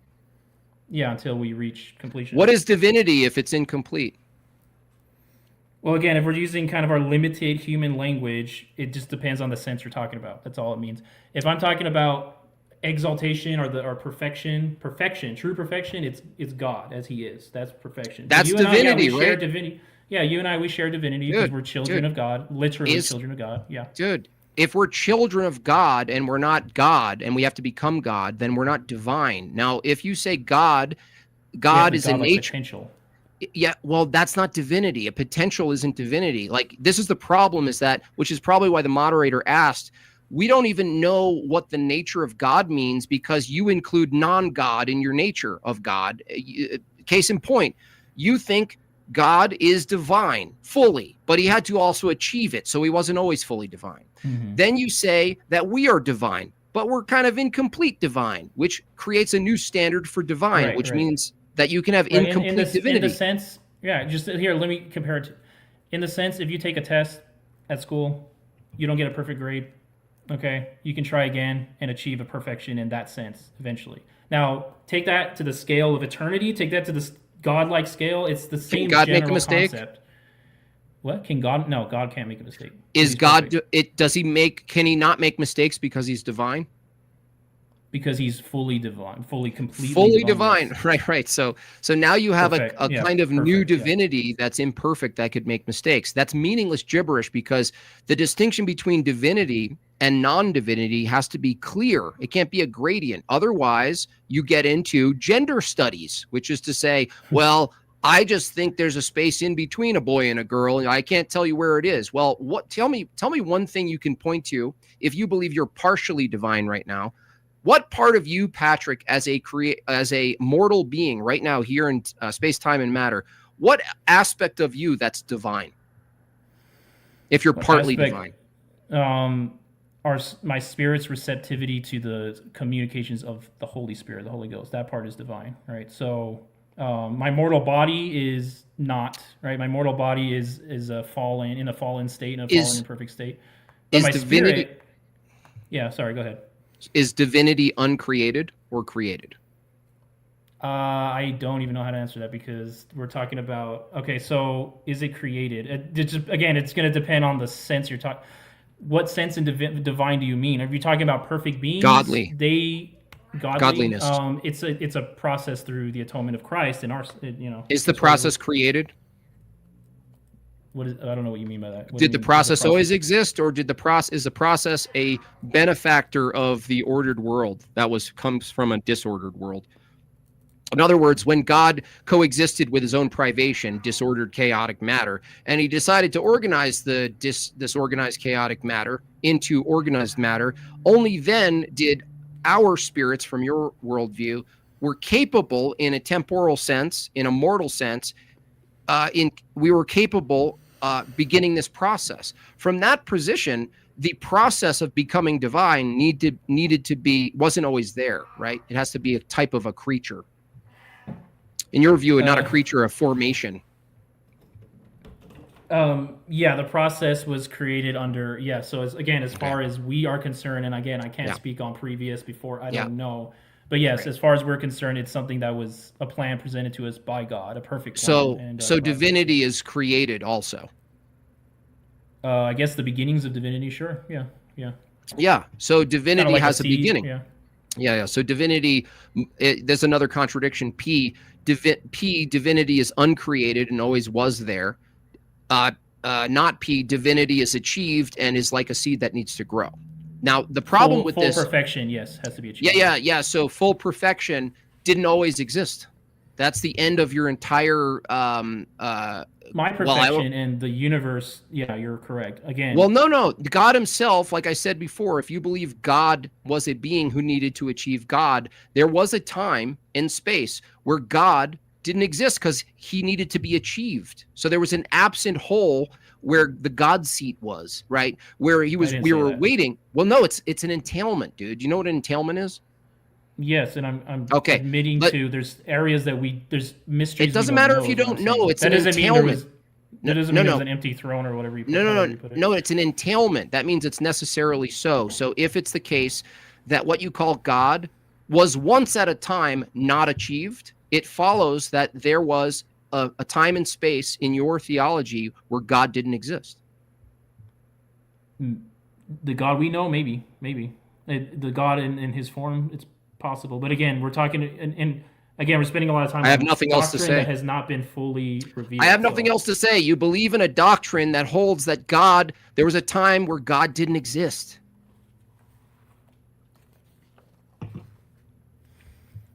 All right, fellas, I think that pretty much summarizes it then. If we wanted to end it there and go into some closing statements. Unless any of you wanted to continue this, or are you happy to leave it there for now? I'm fine with that. Yep. Well, that's okay. I mean, I could ask, but I mean, I think we've come to a conclusion. That's totally fine. Yeah. All right. Jim Bob, you going first in the opening statements? Completing? Closing statements? Yeah. Yeah. So, like I said, I came out with the attack plan is if something's true, it's coherent logically. It doesn't follow that something's coherent. It's therefore true. You can have logically coherent views of things that aren't necessarily proven to be the case, but they're coherent. If Mormonism is true, then Mormonism would be logically coherent. Mormonism, as I've demonstrated in multiple categories of his belief, logically incoherent. Therefore, Mormonism isn't true. We go from what the standard of a prophet is. He goes from, well, the fruits. Well, I demonstrated that people who aren't prophets could equalize the fruits, right? They could actually present the same fruits as a true prophet. So that's not a good standard. Predictions. He said, well, you can be a prophet and you need to have all good predictions. As I went through only 4 of the many questionable predictions from Joseph Smith, he basically had to reorganize the language and obfuscate the language to make it work. If you have to do that much work, being that he's the one who offered the standard needed to be concise and specific. The moment I get into specificity of the claims, he then ambiguates the claims to make them work. Now, I only needed him to do that for a couple of the things, and that's enough. We go into the ecclesiology and church history. He admits there is no evidence that anything was removed from the Bible. In fact, I presented through the Dead Sea Scrolls that things weren't actually removed from Genesis by our historical account. When I ask him, did the church that he thinks he's a part of, that's the true church, exist in any meaningful way in the year 200? He says, yes. I asked for evidence. He says, I don't have any. When I ask him, did the false church of Satan compile the Bible, the New Testament, the thing that Joseph Smith interacted with as if it was partly true or mostly true or a little bit true? Yes, he says the New Testament was compiled by the church of Satan, the false church, but we can believe it. Why? Because Joseph Smith said so. When we get into metaphysics, it completely falls apart, which is my favorite part of the debate against Mormons is when you get into who God is, they think that God is some status that you can achieve, like you climb onto the roof, right? If you get up the ladder, you can sit on the God roof. The problem is, as I drew it out, it took a little bit longer than I wanted to, the statement from my opponent and any Mormon who's honest would have to say, there is a time and a place in our reality where God doesn't exist. Not only that, he's waiting to be God. There's God the Father waiting to become God, but the problem is he became mortal. That means he has a father too, which necessitates another father God who needed to be mortal to then become God again. Endless regress. It's insane. Their metaphysics is complete garbage. They couldn't possibly defend their soteriology, ecclesiology, Christology, or anything else, right? Now, the key thing here is the historical view that Joseph Smith has to claim is that Christianity died, right? My opponent actually said it. He said Christ established a true church. He set out a great commission. The Great Commission was his true church. The church, by his account, he said, died. The church itself had to go through a death and resurrection itself as a non-being, right? The bride of Christ died. This guy believes in a zombie bride. When did it die? He doesn't know. When did it actually resurrect? Well, Joseph Smith told me so, right? He says the church went into great apostasy after the death of the apostles. And then he says in the next sentence, well, yeah, the apostle John didn't die. That's a contradiction. But it's okay because John the apostle, he was walking around and he was just dying to fulfill on God's great commission, right? When he was set out to teach. But he was like, nah, I got to hold back. I got to let Joseph Smith do it in 1830. And he's like looking at his watch and he's like, damn, it's only the 1600s. I'll just hang out in Miami and play mini golf, right? We have to believe, if Mormonism is true, that the only person left to carry the keys, right? The true keys of the church, right? From their position is actually alive. But he fails to communicate. He fails to step up to the plate and say, listen, Joseph Smith is right. I'm John. Nice to meet you. I'm John, right? Nothing like that happened of the sort. He has another problem. He thinks the documents of Genesis were manipulated. Well, the problem is the Dead Sea Scrolls found in 1947 assume a preserved, unmessed with account of Genesis that not only matches the Christian account of Genesis, all the way back to the year 300, but also matches the Judaic account of Genesis, and Jews don't even agree with our theology. You have to believe in insane things to be a Mormon or an LDS. You cannot defend it. If you can't defend your theology, you should abandon your theology and become Orthodox. Thank you for the debate. All right, thank you, Jim Bob. Patrick, you want to get into your opening closing statement? Sure. And again, I have to say, just kind of humbly, thank you for the opportunity. Honestly, Jim, I know You're things welcome. got a little bit heated and everything. Also, No worries, Jake, I'm a dude. big fan of your channel, so you know, it's a unique opportunity because, like I said, as far as formal debates, it's actually my very first one. So, experience I'll remember for a long time, and it was a lot of fun. So, but the pieces of supporting evidence that I provided in the beginning, namely, you know, Book of Mormon and the impossibility of its production, I'll have to tell you, and as Jim pointed out, but sees it as a weakness where I would argue is actually a strength, it's how it supports my faith, but it's not how I know it. Okay? How do I know the restored gospel of Jesus Christ, the Book of Mormon, are true? Simply put, because God told me. Now, I understand that this is not convincing argument for other people, but it's not supposed to be. That's my evidence. That's my proof that was given to me. So why do I say that? We see in a pattern, again, in the Bible, which I've explained why it's still divine word of God, despite not being inerrant. We see it in the Bible and the Book of Mormon of a pattern of examples of God's followers coming to know him and coming to be converted to his gospel, his ways, right? His mission, as people who initially came at it with a desire. Like, what do I mean by that? Well, we see it with Peter in Matthew 16. Jesus simply asks him, who dost thou sayest that I am? Who do you say I am? And without hesitation and unequivocally, Peter said, thou art the Christ, the Son of the living God. Whereas Jesus responded, blessed art thou, Simon Bar-Jonah, for flesh and blood hath not revealed this unto thee, but my Father who art in heaven. Peter didn't know Jesus was the Christ because he saw all the miracles. He didn't know because he was, just because he was a witness to, his sermons and whatnot. It's because he had that desire. And how do we know that? Well, compare that to his fellow apostle Judas Iscariot, present for many of the same miracles, present for many of the same sermons and teachings. So why is it that Peter and Judas ended up in such vastly different circumstances? Why was their decision so vastly different?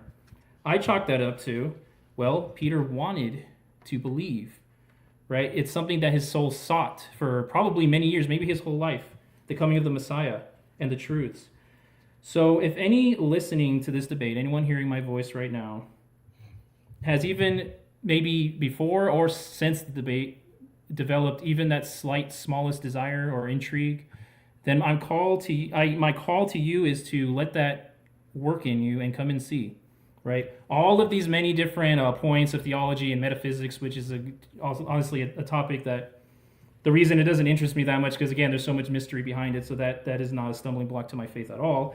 But all of these things can come to be understood if you, as Alma put it, let that seed, the particle of faith, nourish it, or that desire to believe, and the Lord will begin to arouse your faculties and begin to enlighten your mind through the Holy Ghost. You will begin to see miracles. Like a sunrise, things will start to become clear.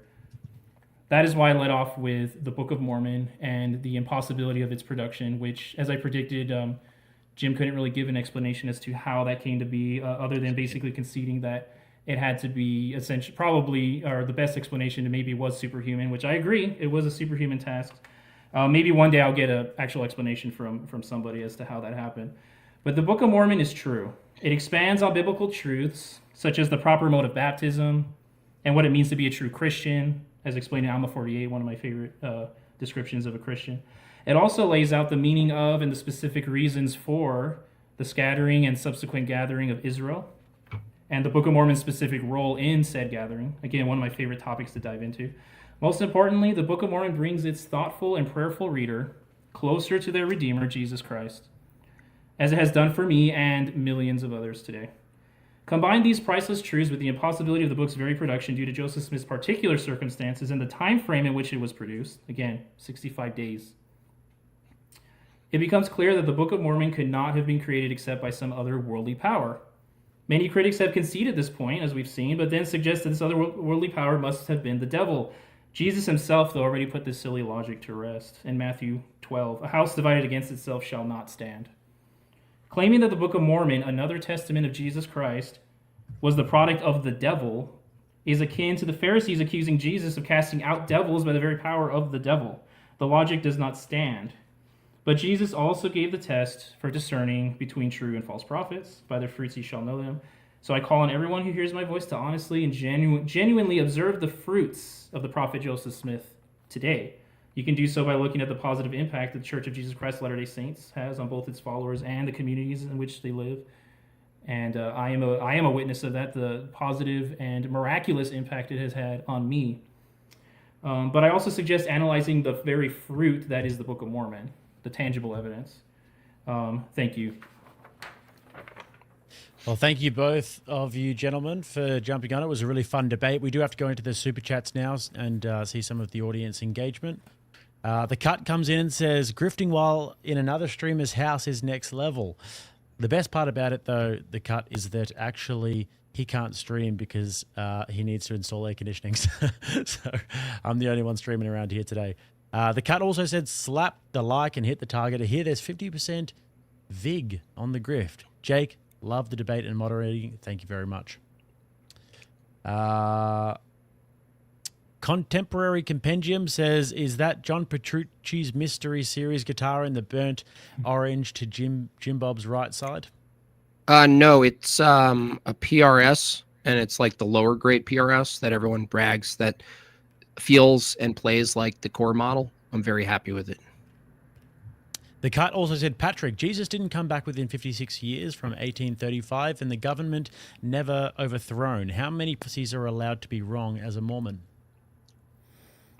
None, because he says you overthrow the government at his second coming, as in when the millennial reign begins. So that's what that's referring to. So what else did he say? Jesus didn't...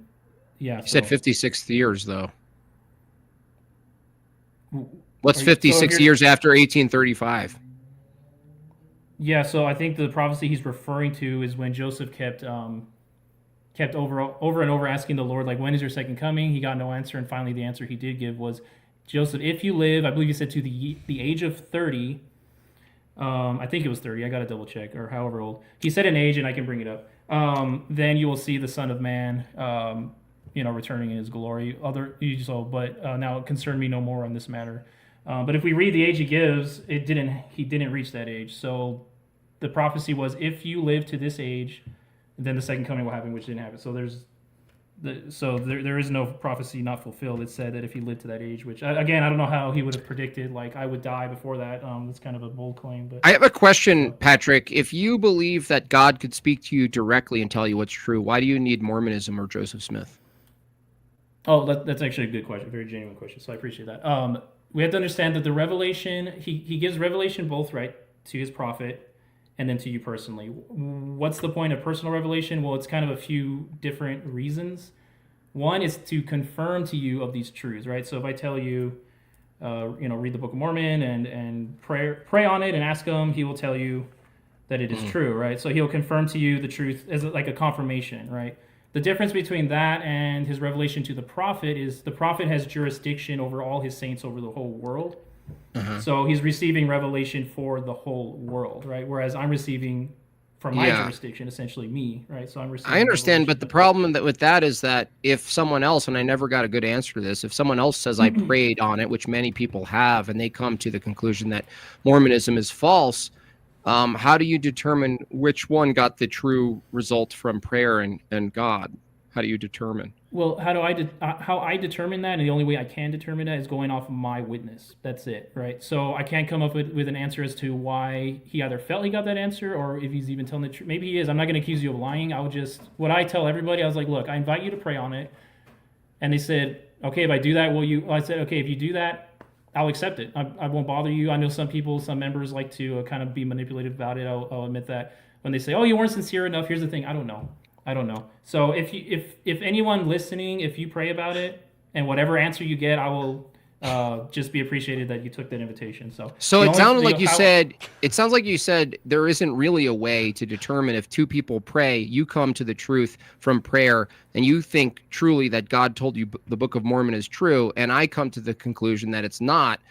I didn't hear a methodology in that answer to determine which of us is correct. Is that correct?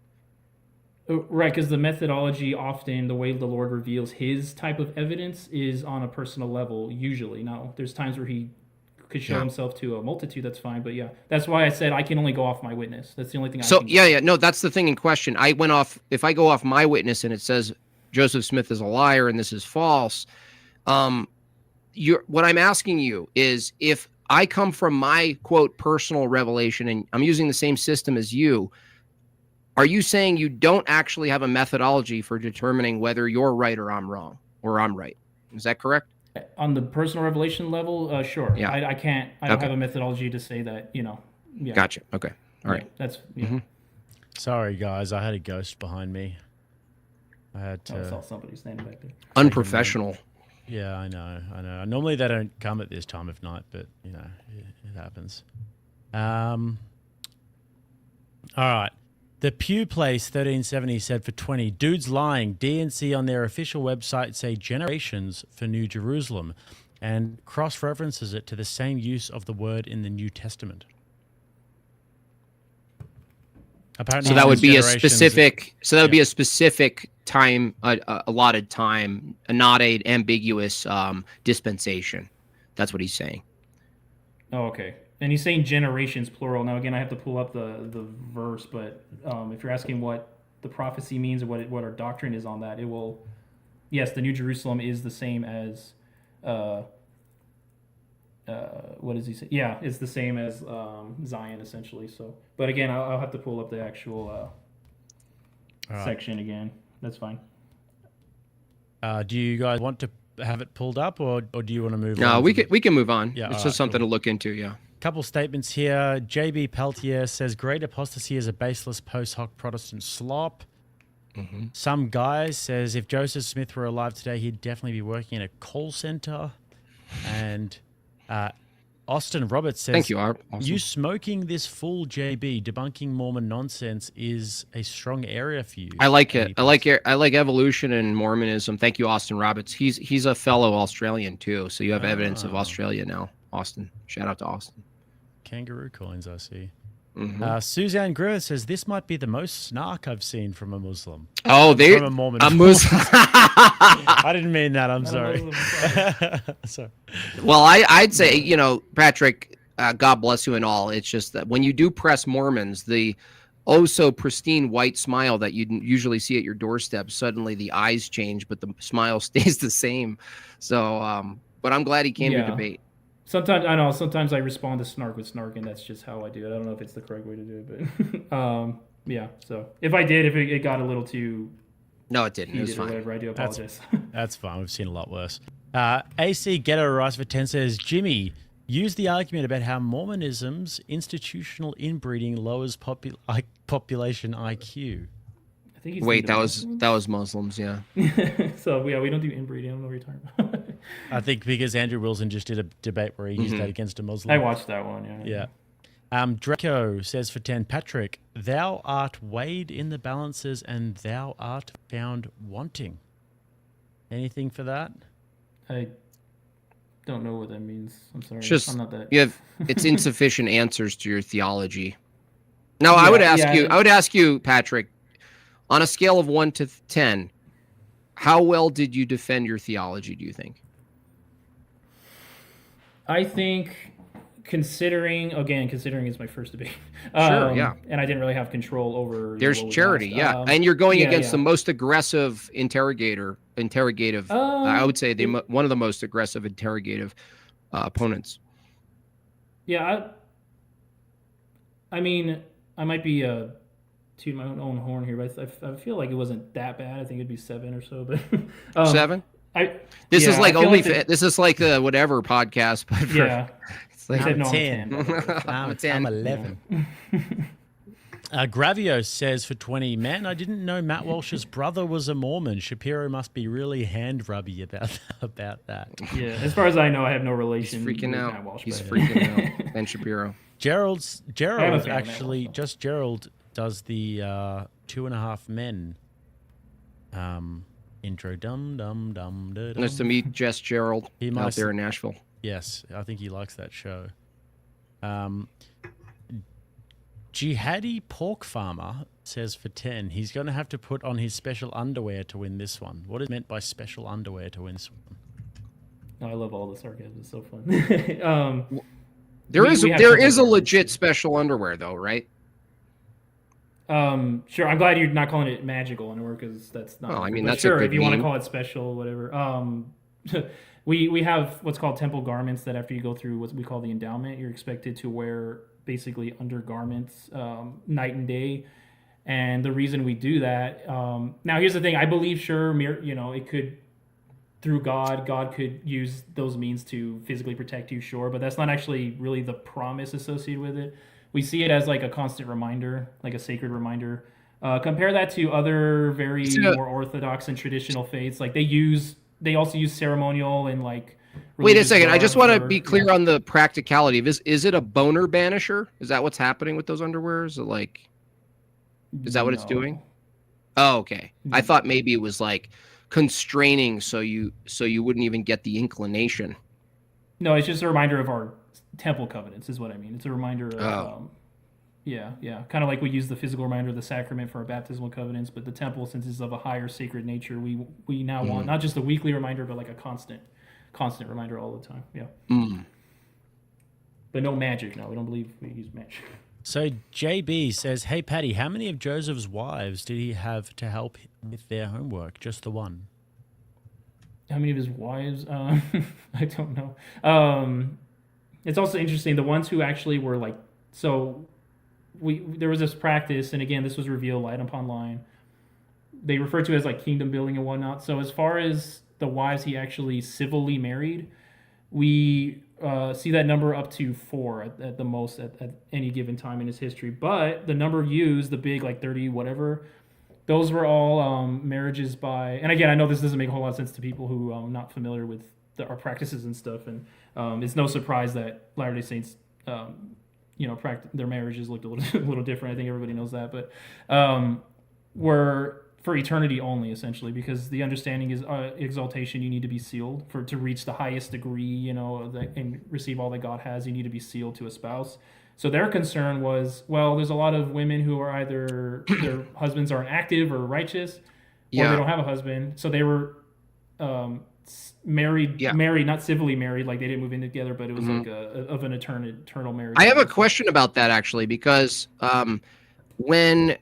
after this mortal life, according to Mormonism, if you're united or let's say achieve divinity, you get some sort of, I don't know what you would call it, not a planet, but like a celestial district or something. Is that fair to say?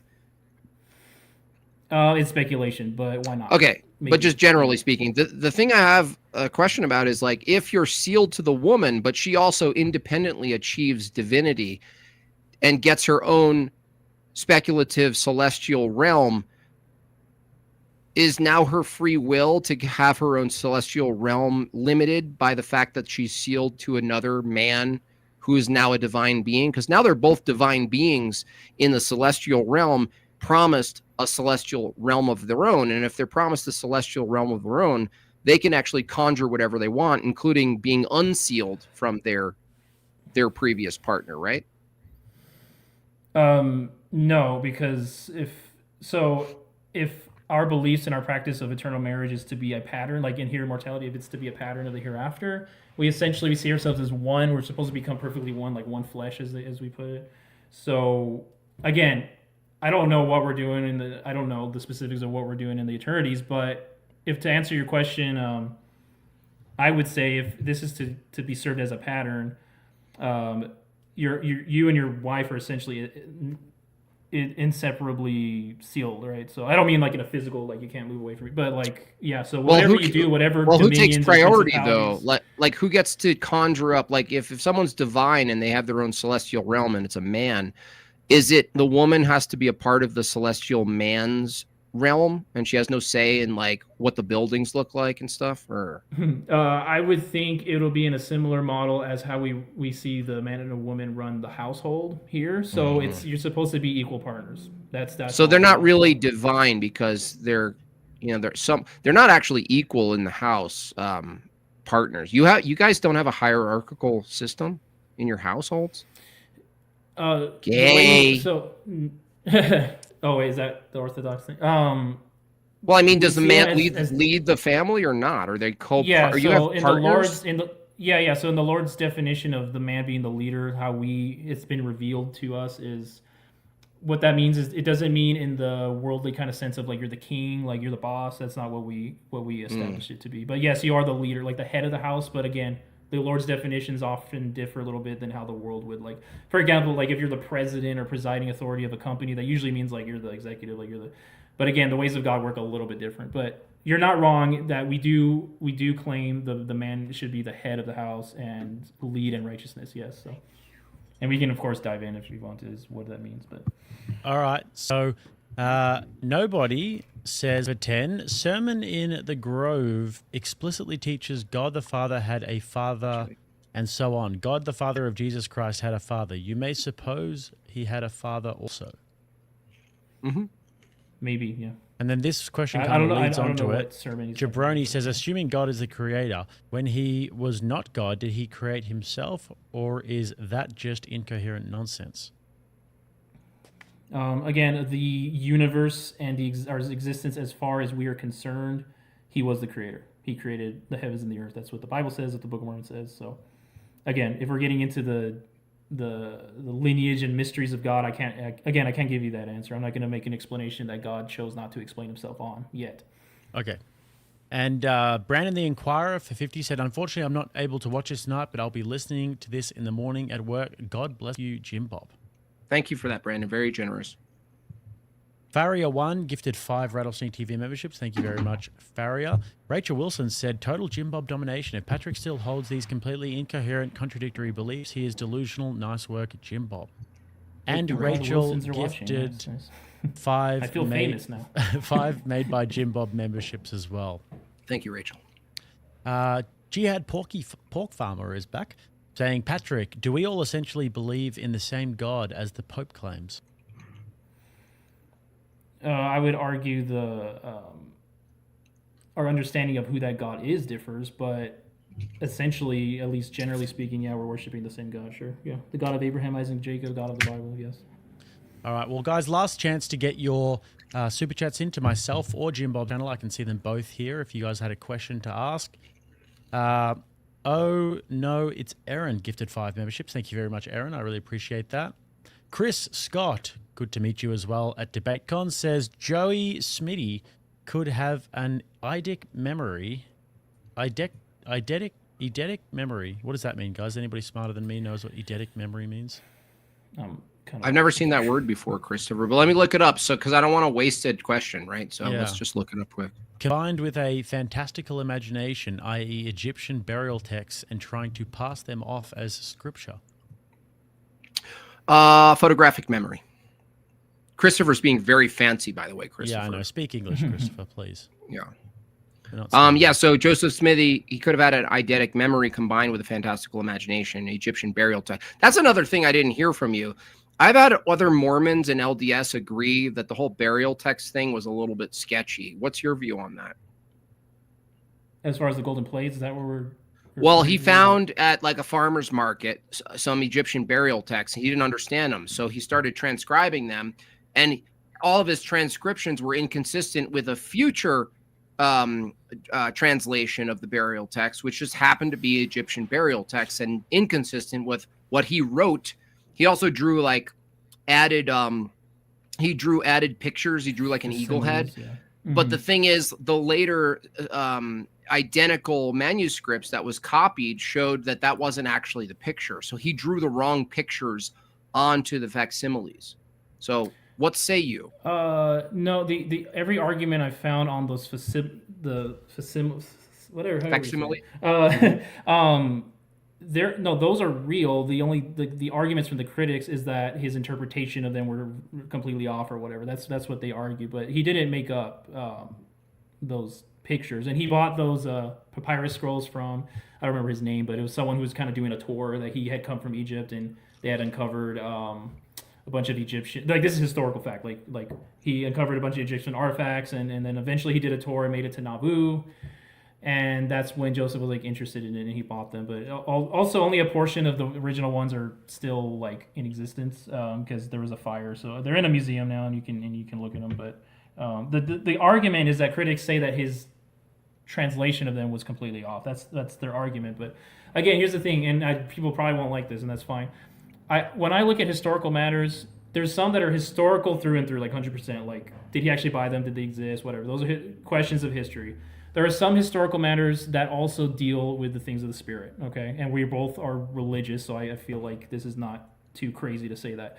That matters that deal with the spirit. So when you're approaching those kind of historical claims and historical topics, if you're approaching it more as a critic, then that's, of course, going to influence your assumptions when you're filling in the gaps. If you're approaching it more as like a believer or someone who wants to believe, that's, of course, going to influence your assumptions. So was Joseph... Yeah, it's an interesting topic, and I've learned a lot from the actual book of Abraham that we have in our canonized scripture, and it's pretty. Was Joseph pretty Smith incredible. approaching the Bible from a critical position? Overarchingly, a spiritual revelatory approach. Okay, so Joseph Smith definitely had access to the Bible before his revelation, right? Yes. Yep. And so that's what I'm asking is, like, you're saying, well, once we look at this, I mean, we have to institute some sort of mystery, supernatural mystery, revelatory mystery. So it might be totally fine if Joseph Smith was inaccurate in his translations of the Egyptian burial text, inserted a bunch of things that were later found to be mistranslated entirely, which is ironic given that his entire theology is based on the assumption that the true text of the Christian doctrine and its revelatory system and its holy scriptures are mistranslated. I thought it was kind of a funny wink from the true God to demonstrate that Joseph Smith himself, in the crafting of his false religion, mistranslated a document. Yeah, but again, it's not my claim that he mistranslated the Lord's word through that document. And here's something I can just, and this may not be a clear connection to everybody, that's fine. That, and we see it in the Bible too, right? That often information will often precede revelation, right? So we have that example in like Exodus, right? I have it right here. Sorry, hold up. Here we go. Exodus 18, right? Exodus 18, where Moses, the prophet, again, given the oracle of God. It turned out when Jethro talked to him and he told him how he did his system of like, okay, when anyone has an issue, they come to me, every single one of them. And then Jethro corrected him. He's like, no, what you're doing is not good. Like, you're going to tire yourself out, blah, blah. But anyway, the reason I bring that up, and then he gives them the actual system that they should use. The reason I bring that up is because this is an example of sometimes information and study, and I don't doubt that Joseph maybe implemented some of his studies of for example, the Bible translation that he did, and his knowledge of that. I don't doubt that. I don't doubt that the Lord could use his knowledge of certain things. Mm-hmm. But sometimes it simply precedes revelation, right? So that's just how God works sometimes. Sometimes it's like a flash of light. He gives you the answer. Sometimes he doesn't. Do you believe that the Bible can be, as it is today, like a Book of Mormon itself, included with the biblical text, original? Do you believe that can be mistranslated or misinterpreted? Yeah, it could be misinterpreted, like if I was trying to interpret it. Or something. And what's the ultimate authority for interpretation when someone reads the Book of Mormon? The ultimate authority would be the canon revealed through his ordained servants, the prophets and apostles. So that's the ultimate authority of. Is that a who or? Yeah. Okay, well, so God's you have authority, but revealed through the prophet. Yes. Okay, so there's a current prophet right now who can properly interpret all of the Book of Mormon. Essentially, yes. Okay, so it's one person. Exactly what you're asking, yeah. So it's one person. It's like a you have a papacy essentially for hermeneutics. I guess you can compare it to the Pope in a way. I'm not an expert on Catholicism, but yeah, he's basically acts as the oracle of God, just like in Amos 3:7, where he says, "Surely the Lord God will do nothing save He reveal His secrets unto His servants, the prophets." Right. So if there's Okay, then if biblical knowledge and truth about Christ's true church requires a prophet of the time, don't you? Isn't it fair to ask for a succession of teaching and prophecy? Sure, that's fair to ask, but the whole event of apostasy required and called for a restoration. So we do, and here's the thing. No, I'm doing it. This is off of faith, of course. So I can't show you, but faith in Joseph Smith, right? In our doctrine, we do have a I mean, of course, it comes down to what Joseph Smith said because he was the prophet. But not what anyone else said, right? What do you mean, of his time, like alive during his In time? other words, there's no one before Joseph Smith that you can appeal to say, I have faith in that person too. What I'm pointing to is Mormonism has zero succession from their acclaimed, alleged true church to Joseph Smith. And you just have to trust Joseph Smith. And so you say, yeah, ultimately I'm going to appeal to Joseph Smith. I'll ask you a question. When did Mormonism start? 1830s, when the church was organized. You just conceded the debate. The true church of Mormonism would necessarily have to exist at the time of Christ. Okay, sure. You got me on a pedantic. I sure did. It's not pedantic, dude. It's not pedantic. It's serious, bro. We didn't call it the Mormon. We didn't call it. It was called the Church of Christ. There's no Mormon church. Okay, so the true. So if you want to Christ, talk about language. Okay, so the true Church of Christ started when? If we're talking in the fullest Material sense, that was really Adam and Eve was the first church. Adam. That's when it started. Okay, and then when Christ came and established his church, New Testament church, when did that start? It was when Christ established it, right? Mm-hmm. Now, because if someone asks, cyclical series of apostasy. So the thing is, it's totally normal for someone who's a skeptic to go, well, Joseph Smith has claims. Now, his claims should match some history, not just claims. The problem with Mormonism, among many I've exposed tonight, is that you guys don't have any apostolic succession from Christ, his commission, and then the death of the apostles, except for John. You have nothing in between that you can point to that actually carries forth. You just have an empty void, and all it is an appeal to Joseph Smith. Joseph Smith is the only source for your theology, ultimately. Sure, yeah, and I can understand from someone outside looking in how that, I can totally get how just like any religion can seem a little silly in a lot of claims. That's fine.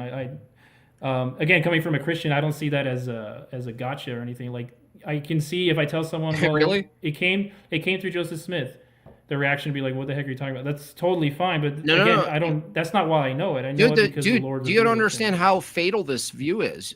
You just admitted I get it. that. That's why it all. No, hold on. Do you know why his prophetic call all lies in the book of Mormon? Do you know why? Let me show. No, stop preaching for a second. I just got you to say that the only really ultimate source of your entire religion is Joseph Smith. If your religion was true and you called it Christian, which is a different debate, the other source for your religion would in fact be Christ himself and his apostles. The fact that you just said Joseph Smith is ultimately the only source of your religion makes the religion itself a creature of Joseph Smith. Yes, the restored church, you can view it that way, yes. And I can clarify, and you're right to point that out, that yes, the claim here through Joseph Smith, and I got to make this clear, and maybe you already know this, is the things that were seen as unique in his day that he's talking about, that he's preaching, and even unique today that are a little different or people see as weird. We never claimed that they were actually new. They were new of the day, maybe, but rather old, ancient truths restored. So when you're talking about evidence of that bottleneck through the bottleneck through the restoration, yes, all of that lies on whether Joseph Smith was a prophet. You can't even tell me what's being restored. That's what's so bad about Mormonism. When I go, oh, he claims it's being restored. By the way, 300 years before or so was Luther. He literally copied Luther, and he claimed first Luther that he restored it. He reformed it. He didn't restore, whatever it is. It's different. It's a distinction. Yeah, but the claim is that there's something to restore. The problem with the claim is that when you ask what's being restored, you can't point to anything historically That's a big problem because restoration. Look. Hold on a second. You ever see like an antique show where there's like those cool guys who do restoration projects on antiques? Now, isn't it necessary to say I'm going to restore this, that you actually have a referent in order to restore? Yeah, the New Testament church. Yeah. Mormonism doesn't have anything that's a referent in history that they can point to that they're restoring.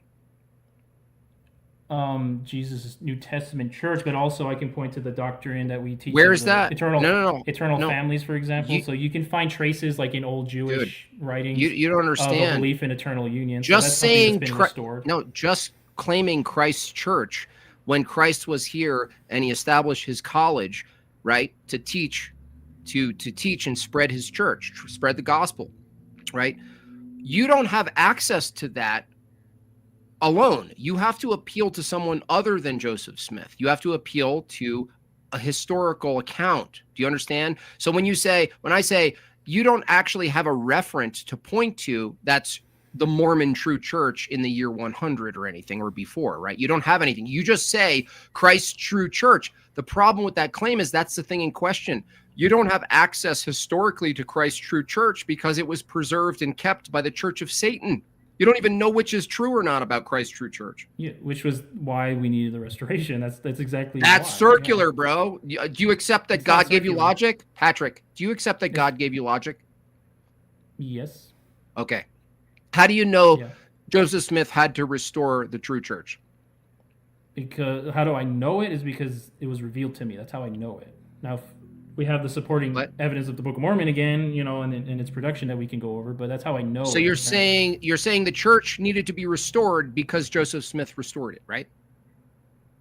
Yeah, because the Lord revealed it through him. The Premise 1, the church needed to be restored.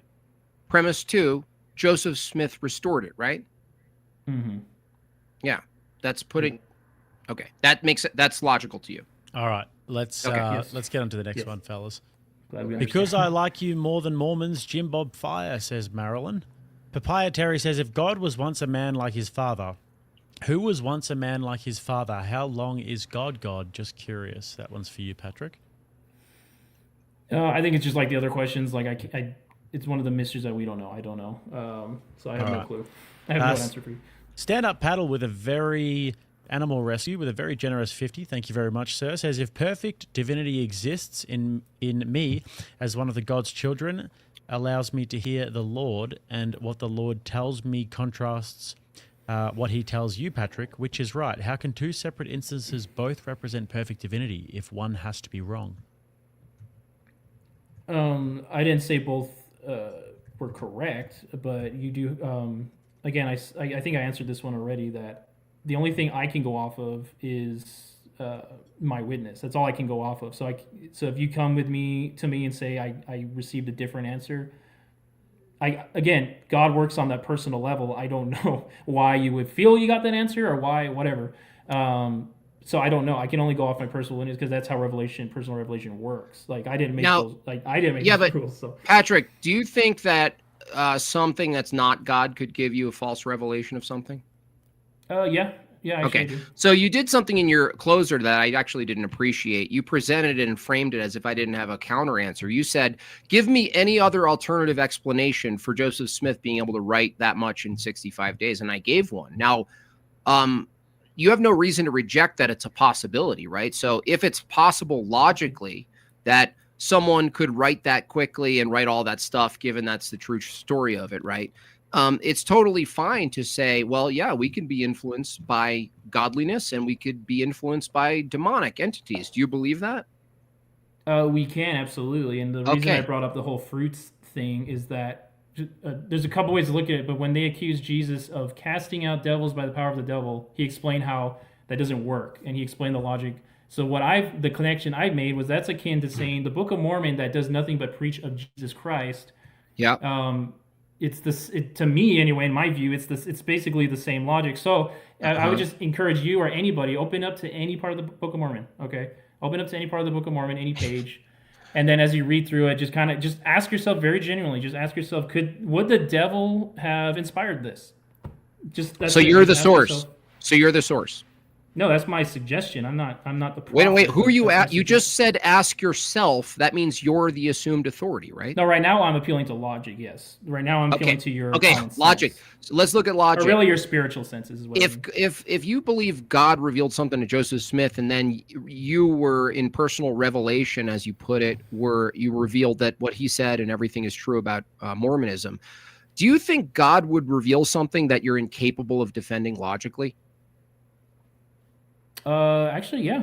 Paul had to do it. His conversion and his vision, according to, again, the scriptural experts of the day, said it was all heresy and of the devil. But here's the thing: that didn't change the fact that he saw in a vision Christ and heard a voice. It doesn't change it. So it might not fit our human. Okay. It might not fit our human logic. Okay. Sure. So you're saying that it's possible. You're more likely to believe that the truth from God was revealed to someone if, on all accounts, metaphysics, epistemology, historicity, ecclesiology, metaphysics, all the rest, if it's incapable of defending through the tools God gave us, which is logic, which he gave us to know him personally, you're saying it's totally consistent to be delivered a doctrine you can't defend?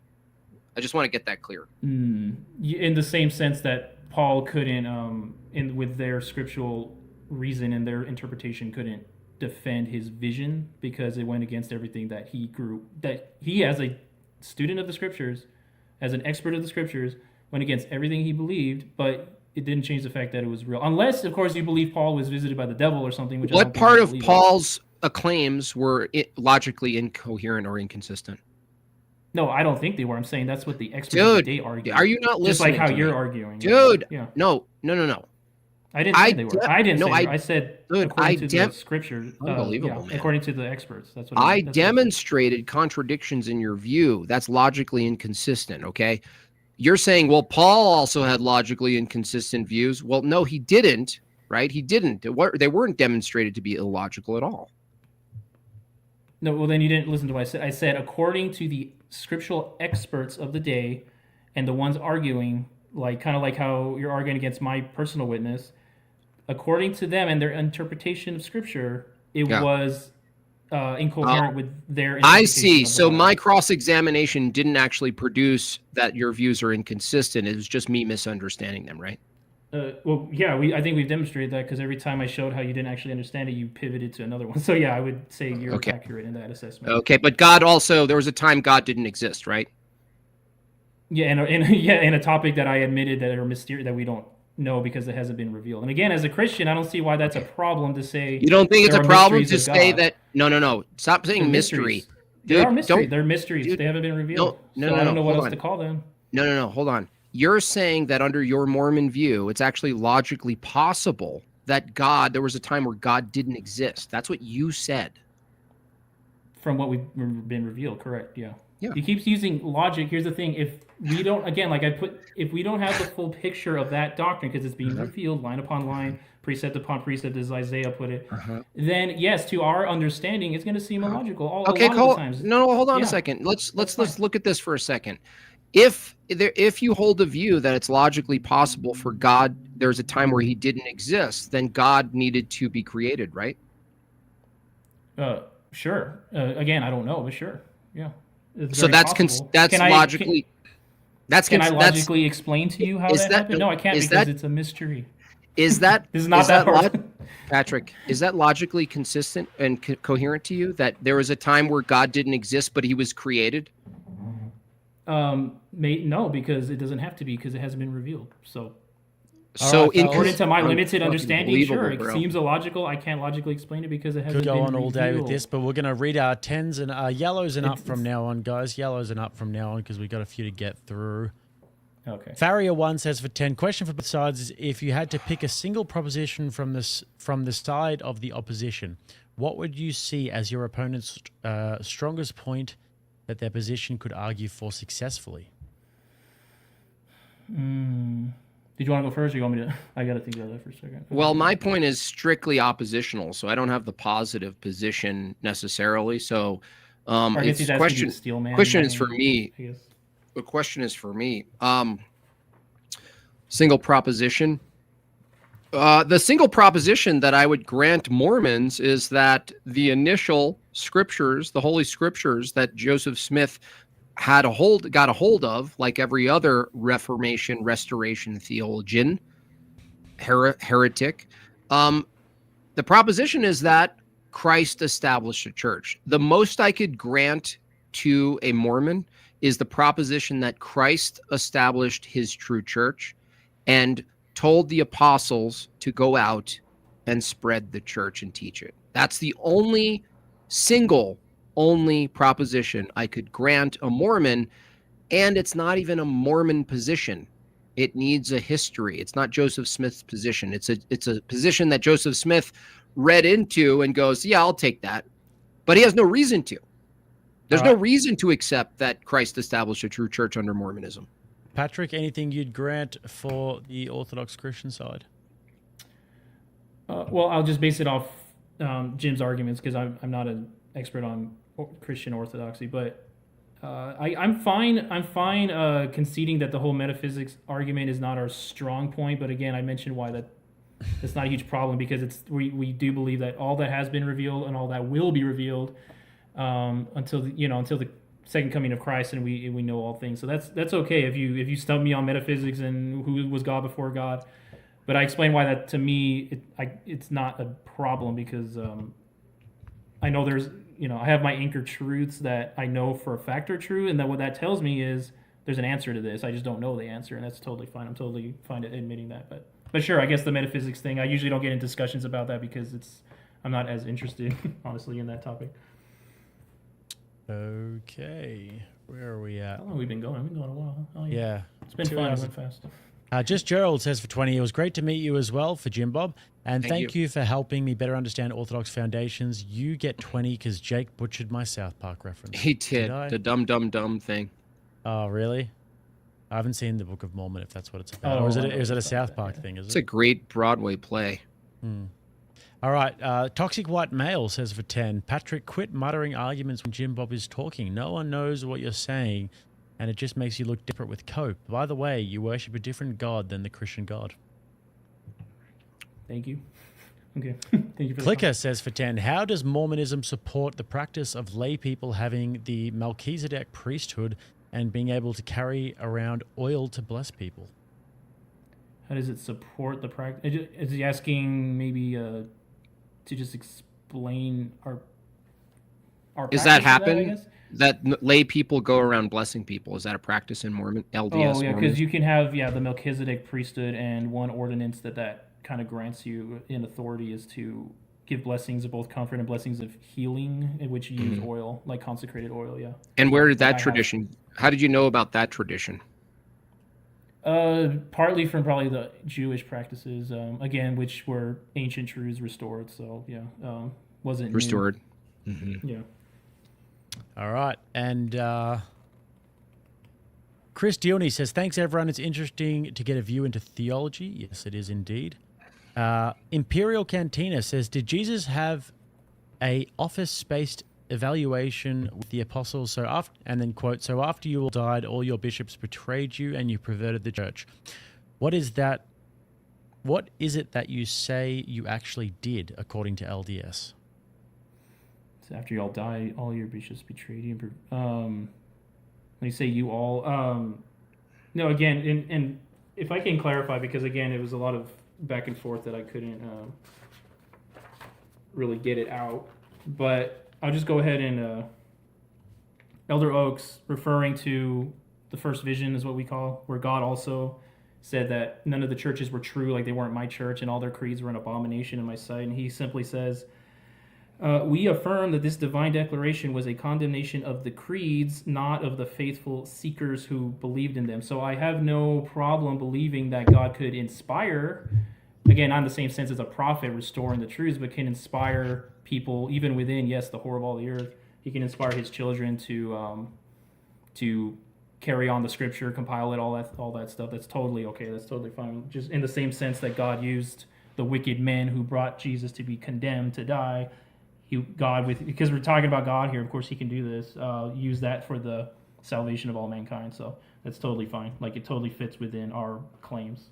All right, and last one here I'll read. We've got, Patrick, you have better shoulders than Jim Bob, but more importantly, would you ever come to an Orthodox Divine Liturgy if we invited you to? Sure, yeah. I'm over here in Idaho now, near Mormon land, so I don't know how I feel about that. I'm not that heavy. There's Orthodoxy in Idaho. There's definitely Orthodoxy. Okay. I don't know if it's a specific one he was talking about or whatever, but yeah, okay. Sure, yeah, I'd be happy. I visited a Muslim mosque. I visited other faiths and stuff, so that's no problem. I'd be happy to do it. I've never been to an Orthodox service, so. All right, well, let's sign off by just letting everybody know where they can find you, starting off with you, Patrick. Sure. Again, I'm not really a content creator, so I don't really have a following necessarily, but I guess X would be the best place you can find me at Petrickstar, so Petrickstar. And I don't know, maybe I'll get some more followers. Who knows? Maybe 2. But yeah, that's about it. So. Cool. And you, Bob?